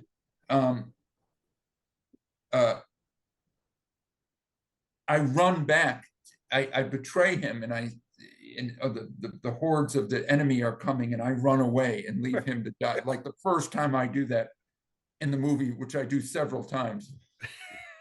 And I run into this tomb, if you remember, and I close this big door, you know, and Brendan's going, don't close that door, don't close.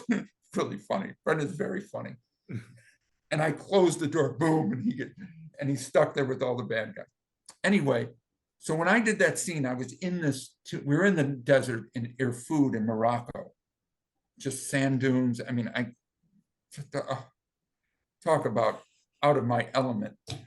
So I'm in the middle of the desert. It's literally desert, you know, dunes and nothing else. And I get into this tomb, and I had to stay in there for, you know,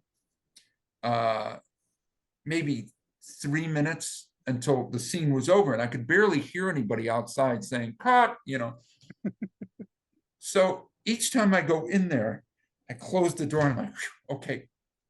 And I look down and I'm in the dark, and I'm in this tomb, and the ground is the sand. It's not, there's no floor. So of course, being the courageous, you know, brave, sturdy actor that I am, I see something move, you know, which is all in my mind. Oh my God. So I ruin like a take by coming out of the tomb and go, I'm sorry. I know people will be upset, but something moved. And two of the local men, you know, in robes and with sticks would have to go in there to see if there was a snake, because there were scorpions and snakes. Oh all my over. God. Oh, good grief. So, so they do it, we do it again, and I close the door, and Brendan's like, come out. So I'm like, just don't look down, Kevin, don't look down, it'll be over in about 2 minutes. So I look down, and of course I see something. I go, sorry, open the door. I know I've blown us. Stephen Summers was like, oh my God.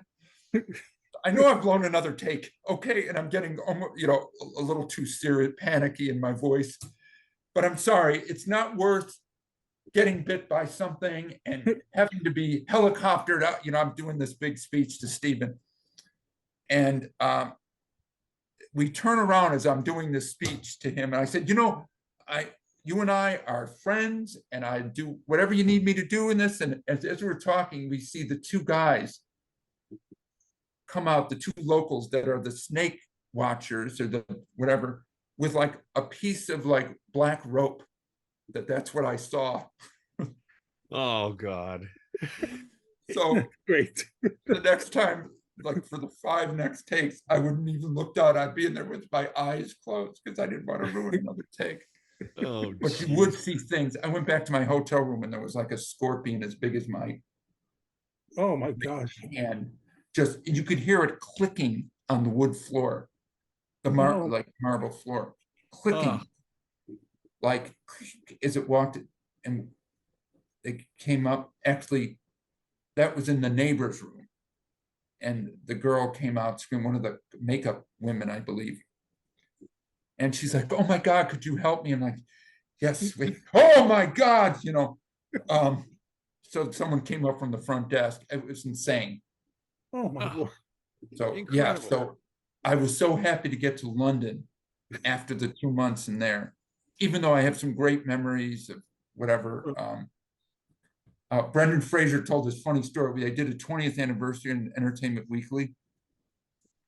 And he said that the producer told him that he had like $1 million. Did you read this about, we had insurance policy? No. And he said that we have like $1 million insurance policy while we're here on you, and blah, blah, blah. And I guess I was standing around there, and I chimed in, what about me? And the producer said, about 20,000 would be fine for you. That's great. It's Brendan good. Fraser told that story. I didn't quite remember it, but I sort of remembered it. Well, it's always good to be valued, you know. Yes. Well, let's talk about the cast. You had already worked with John Hannah, and you worked with Brendan Fraser on Gods and Monsters. Now, looking at it now, Brendan was awesome, but it had been offered, the role had been offered to other actors beforehand, and he hadn't really done those types of roles before. Was there some surprise that he'd been given the lead?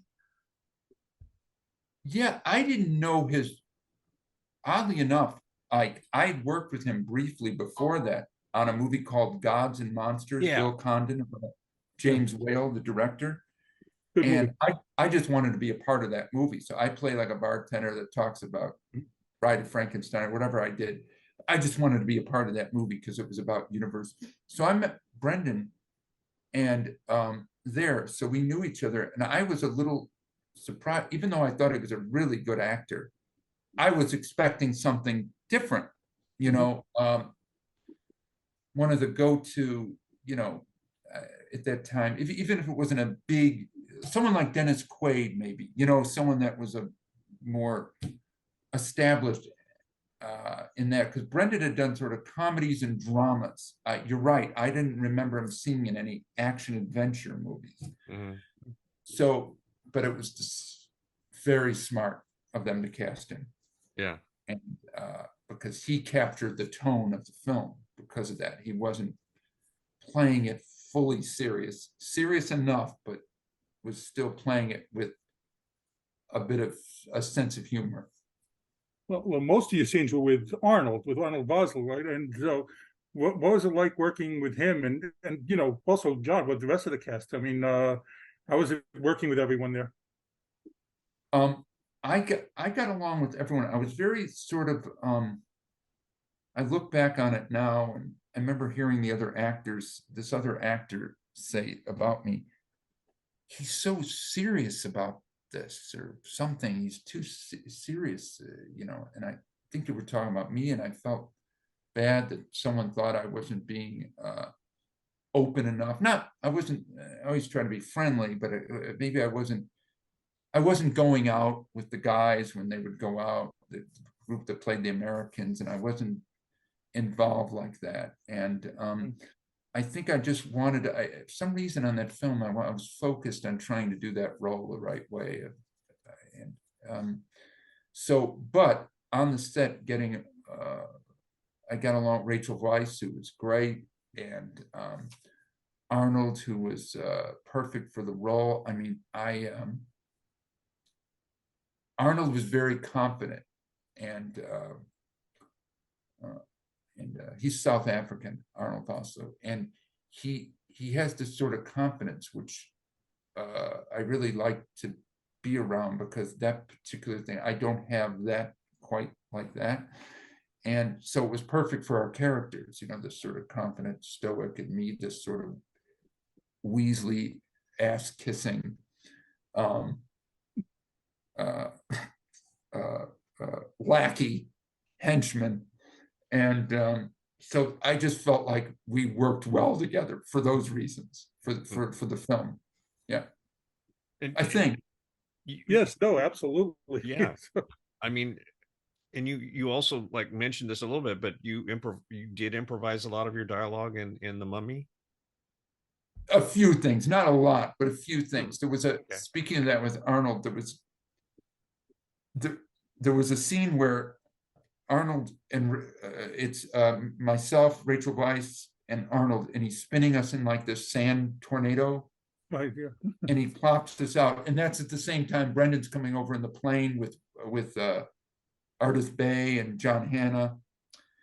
And it's when the mummy does the big opens his mouth, like on the thing behind you, you know, and the big wait. Anyway, the scene was over, and I felt like I wanted to. He magically has this big sand wave come up and and it pulls down Brendan's plane.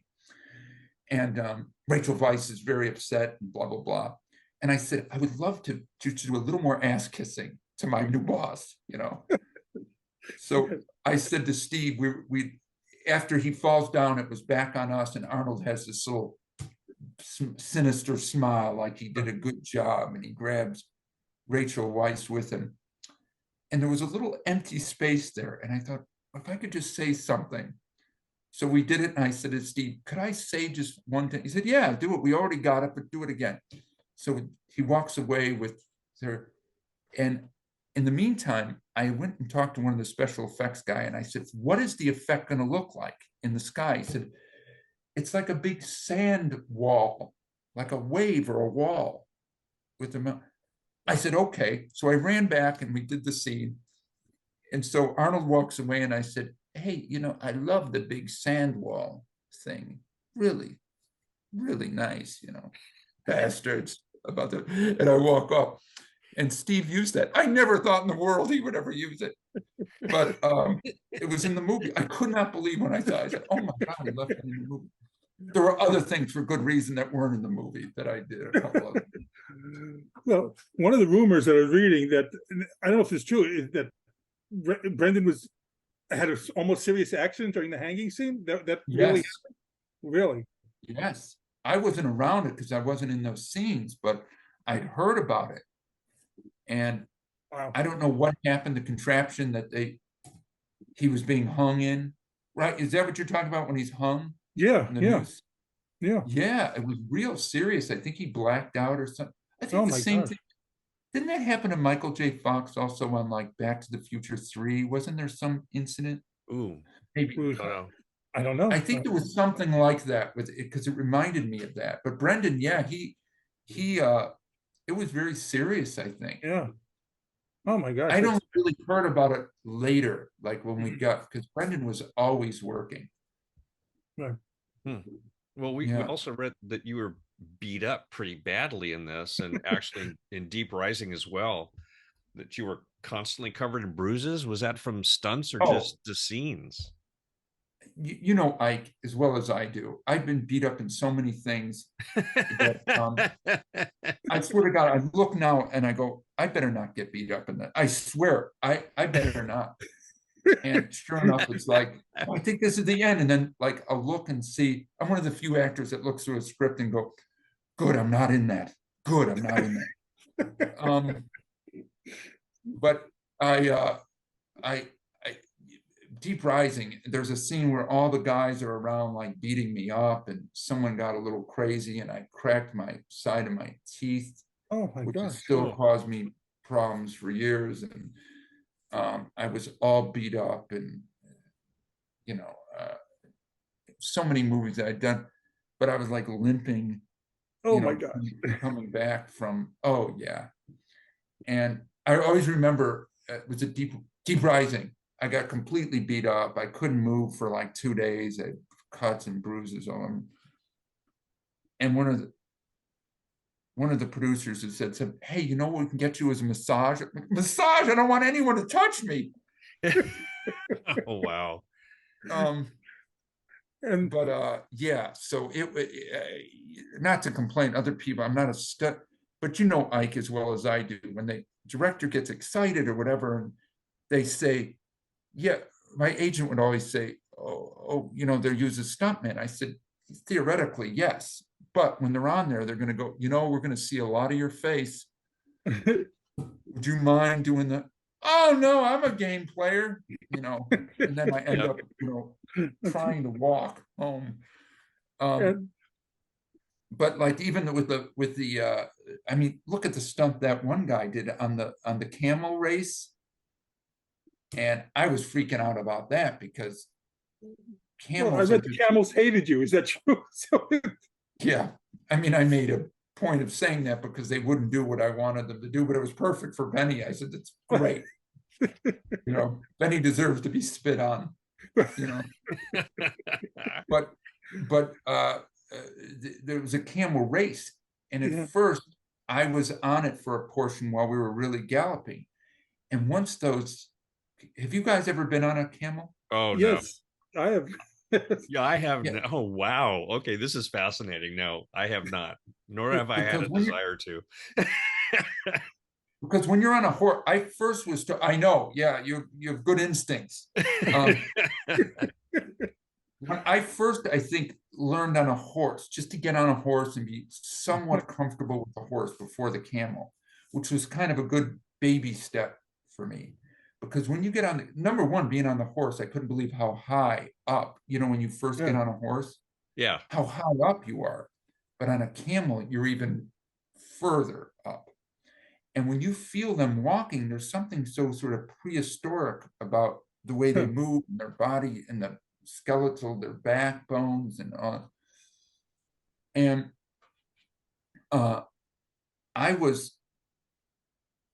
they were going to have the first part of the race before. Obviously, I wasn't going to be thrown off. That was a stuntman who was just absolutely amazing and did an unbelievable job. And they're just amazing. Just the guts those people have, it's just amazing. And most of them are so good at it too. But it was going to have us start to race on this camel, and I'd already been on the camel walking.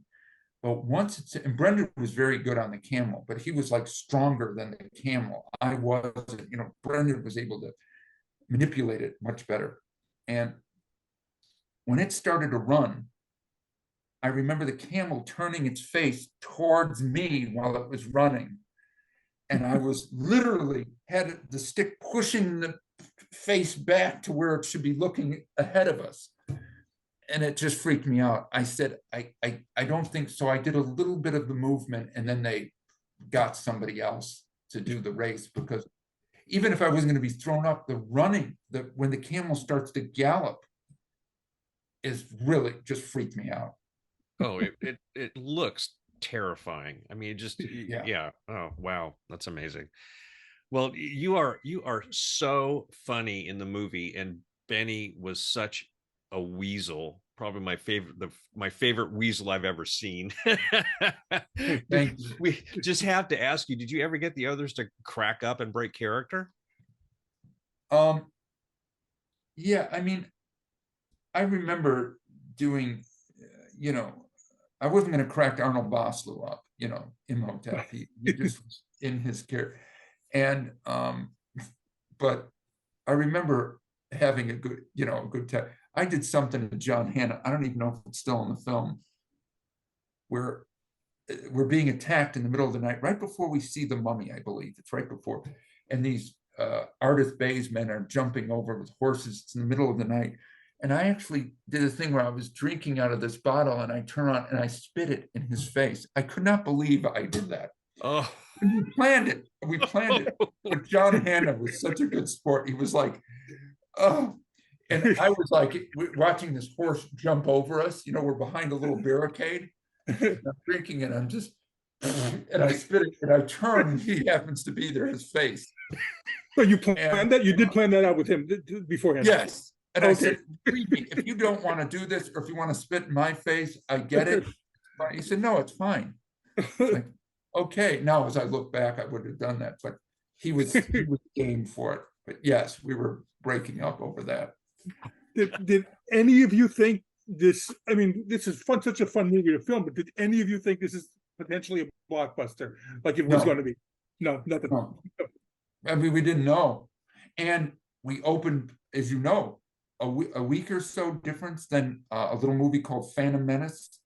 Yeah, the remake of Star Wars. Yeah, so we were like, oh my God. And the Mummy, they even pushed the dates. Like Phantom Menace got even closer to the Mummy's open. Do you know what I read once? That for that reason, that's why they opened on like Mother's Day, like May 7th or May 8th. And that since the Mummy has been, I'm pretty sure I read this correctly, that has been like a date that year after year has been this early big date of a blockbuster because of the Mummy. And I think they were just trying to get out of the way of Star Wars. So it took around a week before you knew that this is it. This is a huge hit. It opened really well from what I remember, and it stayed. It never really left. And that's when I knew, it's still in theaters, it's still there after a month or whatever. And it was a surprise. I mean, who knows? I mean, a remake of The Mummy, and to this day, I like this Entertainment Weekly article, and I have people that I've worked with actors younger than me that said, oh my God, I've seen that movie 100 times and I know every line, and it's just amazing. It's really nice. It's really nice. Oh, absolutely. But who would know? Well, we I have to know thought in Candy Mountain was going to be that film. No, well, we have to know when the second film came out, was there some part of you that wanted to call Steven and ask about resurrecting Beni? Ike, that is very astute because I was in the original second one. Stephen called me and told me, and he said that Beni comes out of, and he is a mummy, but a Beni version of the mummy. And he said that you have like your nose falling off and an arm falling off at times, and I'm trying to stick. And it was something like that. And I kidnapped the kid or something. Then it got into a whole other thing and he didn't want it. It was too much time. And it was good because I was doing some TV show or something. I wouldn't have been able to do it. So I'm really wow. I'm glad it didn't happen, because then I would have really been, oh no, I could have done it. Well, that one was a giant hit. Yeah, I was going to say the what you call it, but I did say this to you there, and I meant it, and I did mean it sincerely there. It's not the same without you in it. It suffered for to me, I love the second one, but it doesn't have the same humor, like, element, the same, I guess, comic relief element that the first one had. Yeah, I mean, that's nice of you. Thank you. But, I don't know. I can't say anything on that. But yeah. So want to move on to Van Helsing, another fun film, this time with Hugh Jackman, Kate Beckinsale, again directed by Stephen Sommers. So at this point, are you just entrenched as the Stephen Sommers good luck charm? Someone has said that to me before, but I don't know. I didn't look at it that way. I got along with him very well, and I was so ecstatic. Very similar to the way Ike was talking about working on the Disney after, the Disney projects that he did, to be already done The Mummy, which was, when I went to the premiere of The Mummy, the film broke in the middle of the screening. So I was in the men's room, and it took them 20 minutes. So we went to the men's room, and Stephen Sommers is standing there. And I said, "Oh, that's too bad." And he said, he said, "No, it's okay. We're starting to hear word that this movie might do pretty well." And he was excited. So I left that screening, and I remember going out and seeing this huge Mummy sign that they had up for the premiere at Universal, at the movie theaters at Universal. Mm-hmm. And it said Universal presents, or whatever, Universal presents The Mummy. And it hit me then. I mean, I'd already done the film, and oh my God, I'm in that. It's like the old days. I'm in like Universal presents, a Phantom of the Opera, or The Bride of or Son of Frankenstein. Not to compare that with other different things, but for me, it was like such a amazing thing to see. And I was by myself too, and I was like, oh my God, I'm in that. And it says Universal presents The Mummy. So, and the film is sort of, parts of it are sort of an old-fashioned film, and it was just so exciting. Then it would hit me at times like, wow, I was in that. So when I did Van Helsing, it was more of the same in a way to do it. So the sets were great. It was one of the best times I had on a set. Was that movie. It was one of the best times. That and Love Bug were like two of the movies I had the most, just was excited. I probably had the most fun on the Love Bug, but this one was so exciting. And to be in like Dracula's castle in the foyer and playing Igor, and I didn't know I'd be wearing that makeup. It was a lot of 4 hours. I was getting in there at 2 or 3 in the morning to work at 6:30 or 7. So, and other people on Babylon 5 or whatever do it for 5 years. So I give them a lot of credit, but that was, sometimes that was hard for me to, wow, but it was still so exciting. Sure. Well, Hugh Jackman. And I was a huge fan of Bela Lugosi in Son of Frankenstein. So I tried to sort of tribute him a little bit, because Bela Lugosi says, "They tried to hang me," and he knocks, and you hear like like a sound effect of wood. They tried to hang me. So I said to Stephen, "Can I add it?" And there was something I said in there. It wasn't that line, but there was something I say in there about, something like that, and it was a throwback to that. I actually read a review that said it. Oh, it was great that O'Connor paid tribute to, and I just loved that someone. Oh, that's so cool. Yeah. Wow. It's great that someone picked that up. Yeah.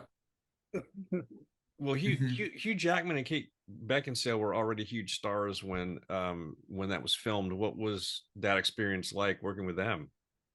I didn't work with Kate Beckinsale very much, but Hugh was great. I was with him a lot, and Richard Roxburgh played Dracula, and Hugh was great. I mean, Hugh was he's probably one of the most perfect human beings I've ever, he's in perfect shape. I saw him loop one time when I had to go loop and I was waiting for him. And I heard one of the sound. This is before I have to go and loop. I think I looped that whole movie because of the makeup or the sound or whatever. And before I start, I'm waiting in the waiting room.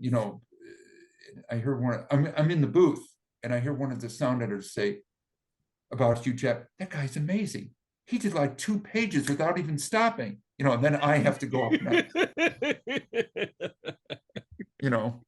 Yeah. I'm like, does Hugh Jackman ever do anything wrong? Or, but I really liked him. He was very nice and a good person. It's such a relief, as Ike knows, to have someone that you like is the lead of the movie, and it's not a drag, and they're positive, and it's not something that you have to dodge. It's just such a relief. And then luckily, knock on wood, I've been lucky where I've worked with a lot of nice people. We do want to ask about There Will Be Blood, Paul Thomas Anderson. So how did you get involved in that? With that, what a great director, as mentioned. He is, yeah. I auditioned.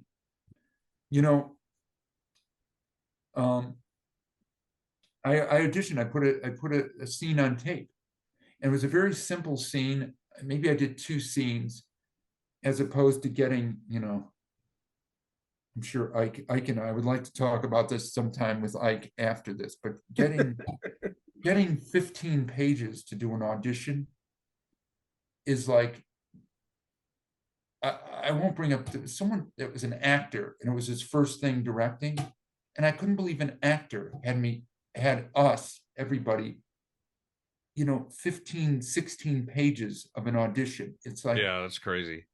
What, I'm doing the whole movie? I mean, don't you get an idea of doing 2 scenes that is enough, Mm-hmm. You know what I mean, Ike? Oh yeah. Yeah.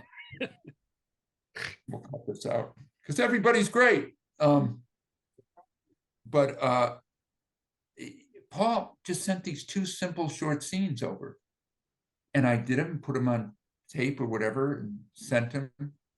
And I was doing this low budget horror movie, which is another story, in LA. And out of the blue, it'd been like a month since I auditioned for that. And out of the blue, an agent called me and said, "Paul Anderson wants to meet you. Wants to talk to you." I said, "Really? Okay." So I called, he said, "Hey, how you doing? It's Paul." "And it's fine. I really liked your audition." "Oh, thanks." He said, "Let's meet at Bob's Big Boy."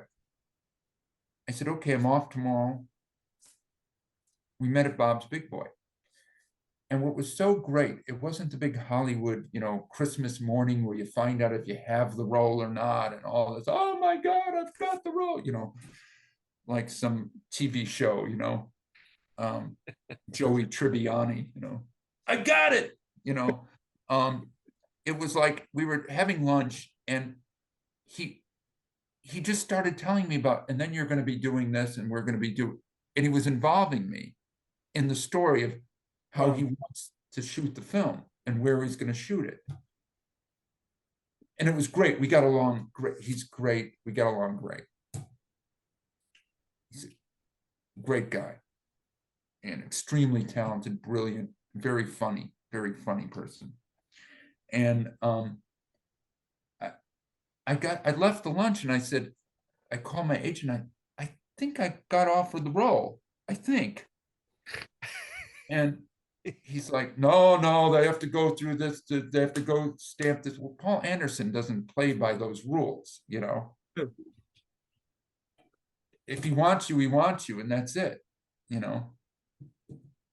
And so it wasn't like one day where I found out. I just sort of was in it, you know. It's hard to explain, but it was great. Yeah, I've heard a lot of stories like that where it's just like, I mean, I had an experience like that where I thought I didn't get it because I had 3 callbacks. They were all over me for a film called Cross Creek with Mary Steenburgen, and all of a sudden, that's about the writer. Yeah. I love. Oh, that's really, a good movie. Thank you. I think so too. Not just you know. Because I'm in it, but I think it's a really lovely film. It's about the woman that wrote The Yearling, correct? The Yearling, exactly. Yeah, Marjorie. Oh, that's a good movie. Yeah. Well, I'm gonna watch that again, Ike. I'm gonna watch that again. Oh, okay, cool. And it like months went by and I didn't hear anything. I thought, you know, it's like they were so enamored with me, and then all of a sudden I got another call back, and I thought, why do I need to do another callback? You know, it's like they saw me 3 times. I've read for the director and the producer and the writer, and I came back in, and it was like as odd as this. I said, well, you know, here I am. They didn't send me any more pages. And they said, oh, we just needed to see you. And I said, okay. He said, we had some financing problems, and so we slowed down, you know, getting started in production, and so much time has gone by. We just wanted to make sure that you know, hadn't gained a bunch of weight, or, you know, have scars on your face, or had any accidents or something like that. I said, okay, well, here I am. And I did a little tour for them. And they said, that's it. Well, you know, we'll be in touch with your agent. And I knew about it before my agent found out about it, which just cracked me up. So it's like there's all these odd little stories that happen like that. But that's absolutely so similar to you know, to what, that's my story. Absolutely. Yeah. Well, you know, everyone wants the hierarchy to work in a certain way because everyone's got their, you know, their job and their power position or whatever, and it just so many times doesn't happen that way, and it's really quite fascinating. That is great. I'm gonna watch that film again. I remember liking that movie. Yeah, that would be great. Love to hear what you think of it again. I didn't even mention Wrath of Khan to be in it. Such a classic movie. But some other time we'll talk, because I love that movie. Yeah, for sure. But I have to ask you about Daniel Day-Lewis, because I mean, he is such a legend, and you know, is he? And I don't know much about him. So is he the kind of method actor that I assume he is? And was he in character all the time? I heard Paul Anderson talk about this on like Jimmy Kimmel or I think it was Jimmy Kimmel, and he explained it perfect. He is in character. But when he talks to you about something that's going on and a technical thing or this or that, he stays sort of in character, but he's talking about what. So it's not like, you know, he doesn't know what the movie camera is, because he's never, the character never. So it's not, but he stays in there, I think, and I get that, you know. He's really one of the most brilliant people I've been around, and one of the most talented. You know, you could sit there and just watch him when you're in a scene with him. And, but at the same time, very dangerous, very intense, really intense actor. And it was I tell this to people, it's the quietest set I'd ever been on since it was totally quiet. Daniel and Paul didn't want a bunch of, you know, I told you to move the cable over there and you sat there eating soup. You know, there wasn't that. There wasn't that. It was, except for me. No, there wasn't it. It was quiet. And I loved it because I was first very nervous. It was very intimidating, but it helped me focus, stay into that world. And so it was a big help for me. And hey, it's better than a set filled with fighting, you know. You know, people, oh, that's weird. It's not weird to me. It's actually, for a film like that, not, you know, not The Mummy or whatever, it's great to have that sort of focus and that sort of quiet, intense focus. And he is just absolutely brilliant. I'm curious now just about something that you just mentioned, that you auditioned for this. At what point, I mean, I'm sure you've had this as well, that you don't audition, that people are just saying, get me a Kevin O'Connor type. Is that happened to you as well now? Where I just get offered something? Yeah, just, I mean, just that people just like look at that this is the type of role that they have in mind and they just automatically think of you there. I've been, knock on wood, I've had roles that have been just offered to me other than just auditioning, a kind of a mixture of both. And it's really nice to get offered, even if I don't end up doing it. It's really nice. And you know, you have such a body of work already by now. I mean, that, you know, I mean, someone like Steve Summers, I had worked with him before, so obviously right. I didn't have to audition for him again, which was great. But I mean, from other sources, just like that, you know, just like Sure. yeah. Yeah, I mean, it's not a flood of offers, but it's happened several times, and I've been very grateful and very happy when it happens.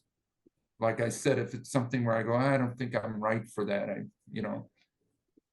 might not do it, you know. But then I worked with Paul again in The Master in a smaller role. But he just offered me that role, and the role changed a little bit. I was Phil Hoffman's publisher. It gets beat up once again by Joaquin. Oh, wow. Well, I will ask one more question that I'm curious, because I didn't, I didn't want to stress for time here, but you worked with Bruce Willis as well, who's, everyone. So how was that? Just working with him. I liked working with him. I had,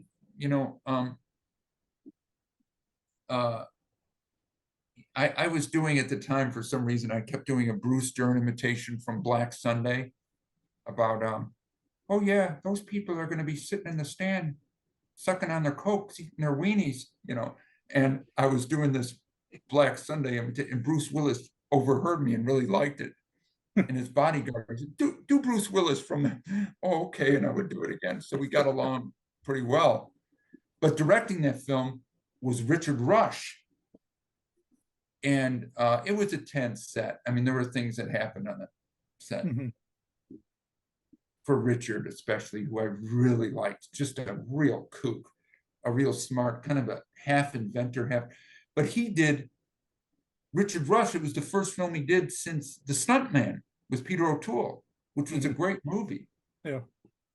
And so that was one of the reasons I was so excited to do that movie, was Richard Rush, Freebie and the Bean, but especially The Stuntman. And so that was my memory with that. But I got along with Bruce Willis fine, Well, again, in that room full of kooks, I remember there was a review that said, yeah, the Hollywood emptied out its like kook closet or something, because it was Leslie Ann Warren, who I wouldn't consider that, but it was Lance Henriksen, Brad Dourif, and me. So it was a real group of people, and Lance I've stayed friends with for till now. I mean, yeah, all great actors. Oh, absolutely. Yeah. Well, again, I've worked with such great actors. You have with such great directors. I mean, early on, I was working with, and this is not bragging. This is like I'm still in shock. after Coppola, one of the first people I worked with was Robert Altman for a year and a half on Canner 88, a HBO show. And I did a movie with him for CBS, the Kane Mutiny Court Martial. Well, I was about to say we barely scratched the surface. I mean, we'd love to have you back talking about all these others, because I was looking at your credits last night before you come on now, and just like, my God, he's worked with everyone. He's worked with so many people. Here, like, I didn't realize until you just said it. Yes, that's what I was checking it out last night, just to one last glance before today, and it's like, oh my God, this, how do you cover like all these things? So I did that with Ike. I'll look at Ike's and I'll go, oh my God, I got to ask him about, like, I asked about Dan Curtis, in fact, I was going to switch the Blondie question with something else, but I had to. I'm too big of a.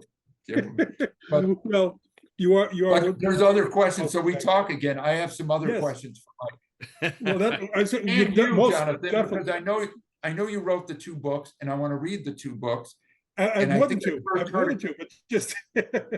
Well, the two that you know, the Night of the Cuddle. Right. Well, you're not doing it. I brought it up. It's not you. I'm plugging you. You're not plugging you. Night of the Cuddle Bunnies. Night of the Living Cuddle Bunnies. Yes. And the Sunset. What's the other one? From Sunset Till Sunrise. Yes. Yeah, they're actually right here. Yes. That's how I knew about it, because I saw you talking. Yeah, I will do this because Jonathan doesn't have to. Absolutely. Yep. They're awesome. They're awesome. I'm going to read the first. Which is the first one? Night of the Living Cuddle Bunnies. This is the first. Okay. A lot of fun. A lot of fun. I will. Yeah. There'd be a role. There's somebody with Ike, like I said, I wanted to ask Ike about. Like, I went down there and go, oh no. It was actually annoying, because I'd go, oh no, I want to ask about that too. Oh no. But I'm already asking. Well, if Cuddle Bunny never gets made into a movie, you'd be perfect for one of the roles. So, thank you. But we would absolutely love to have you back, and I will continue to talk to that, as well as the forgotten films. But again, like I said, I've gotten to know you, for the past, few months, and you could not be more gracious and nicer to speak there. And I'm being sincere, and I've told that to Ike. But again, I really thank you for doing this today. You've been so courteous with your time, and thank you. I hope I don't cringe that I was talking about myself so much. No, later, that's kind of the purpose of you here. Yeah, that's what we do. Again, thank you. And this has been Pop Culture Retro. Thank you. Your host, Jonathan Rosen, along with Ike Eisenmann. And again, a very special thanks to Kevin J. O'Connor. And please subscribe. Thank you for listening to Pop Culture Retro, where no one was hurt during the making of this podcast.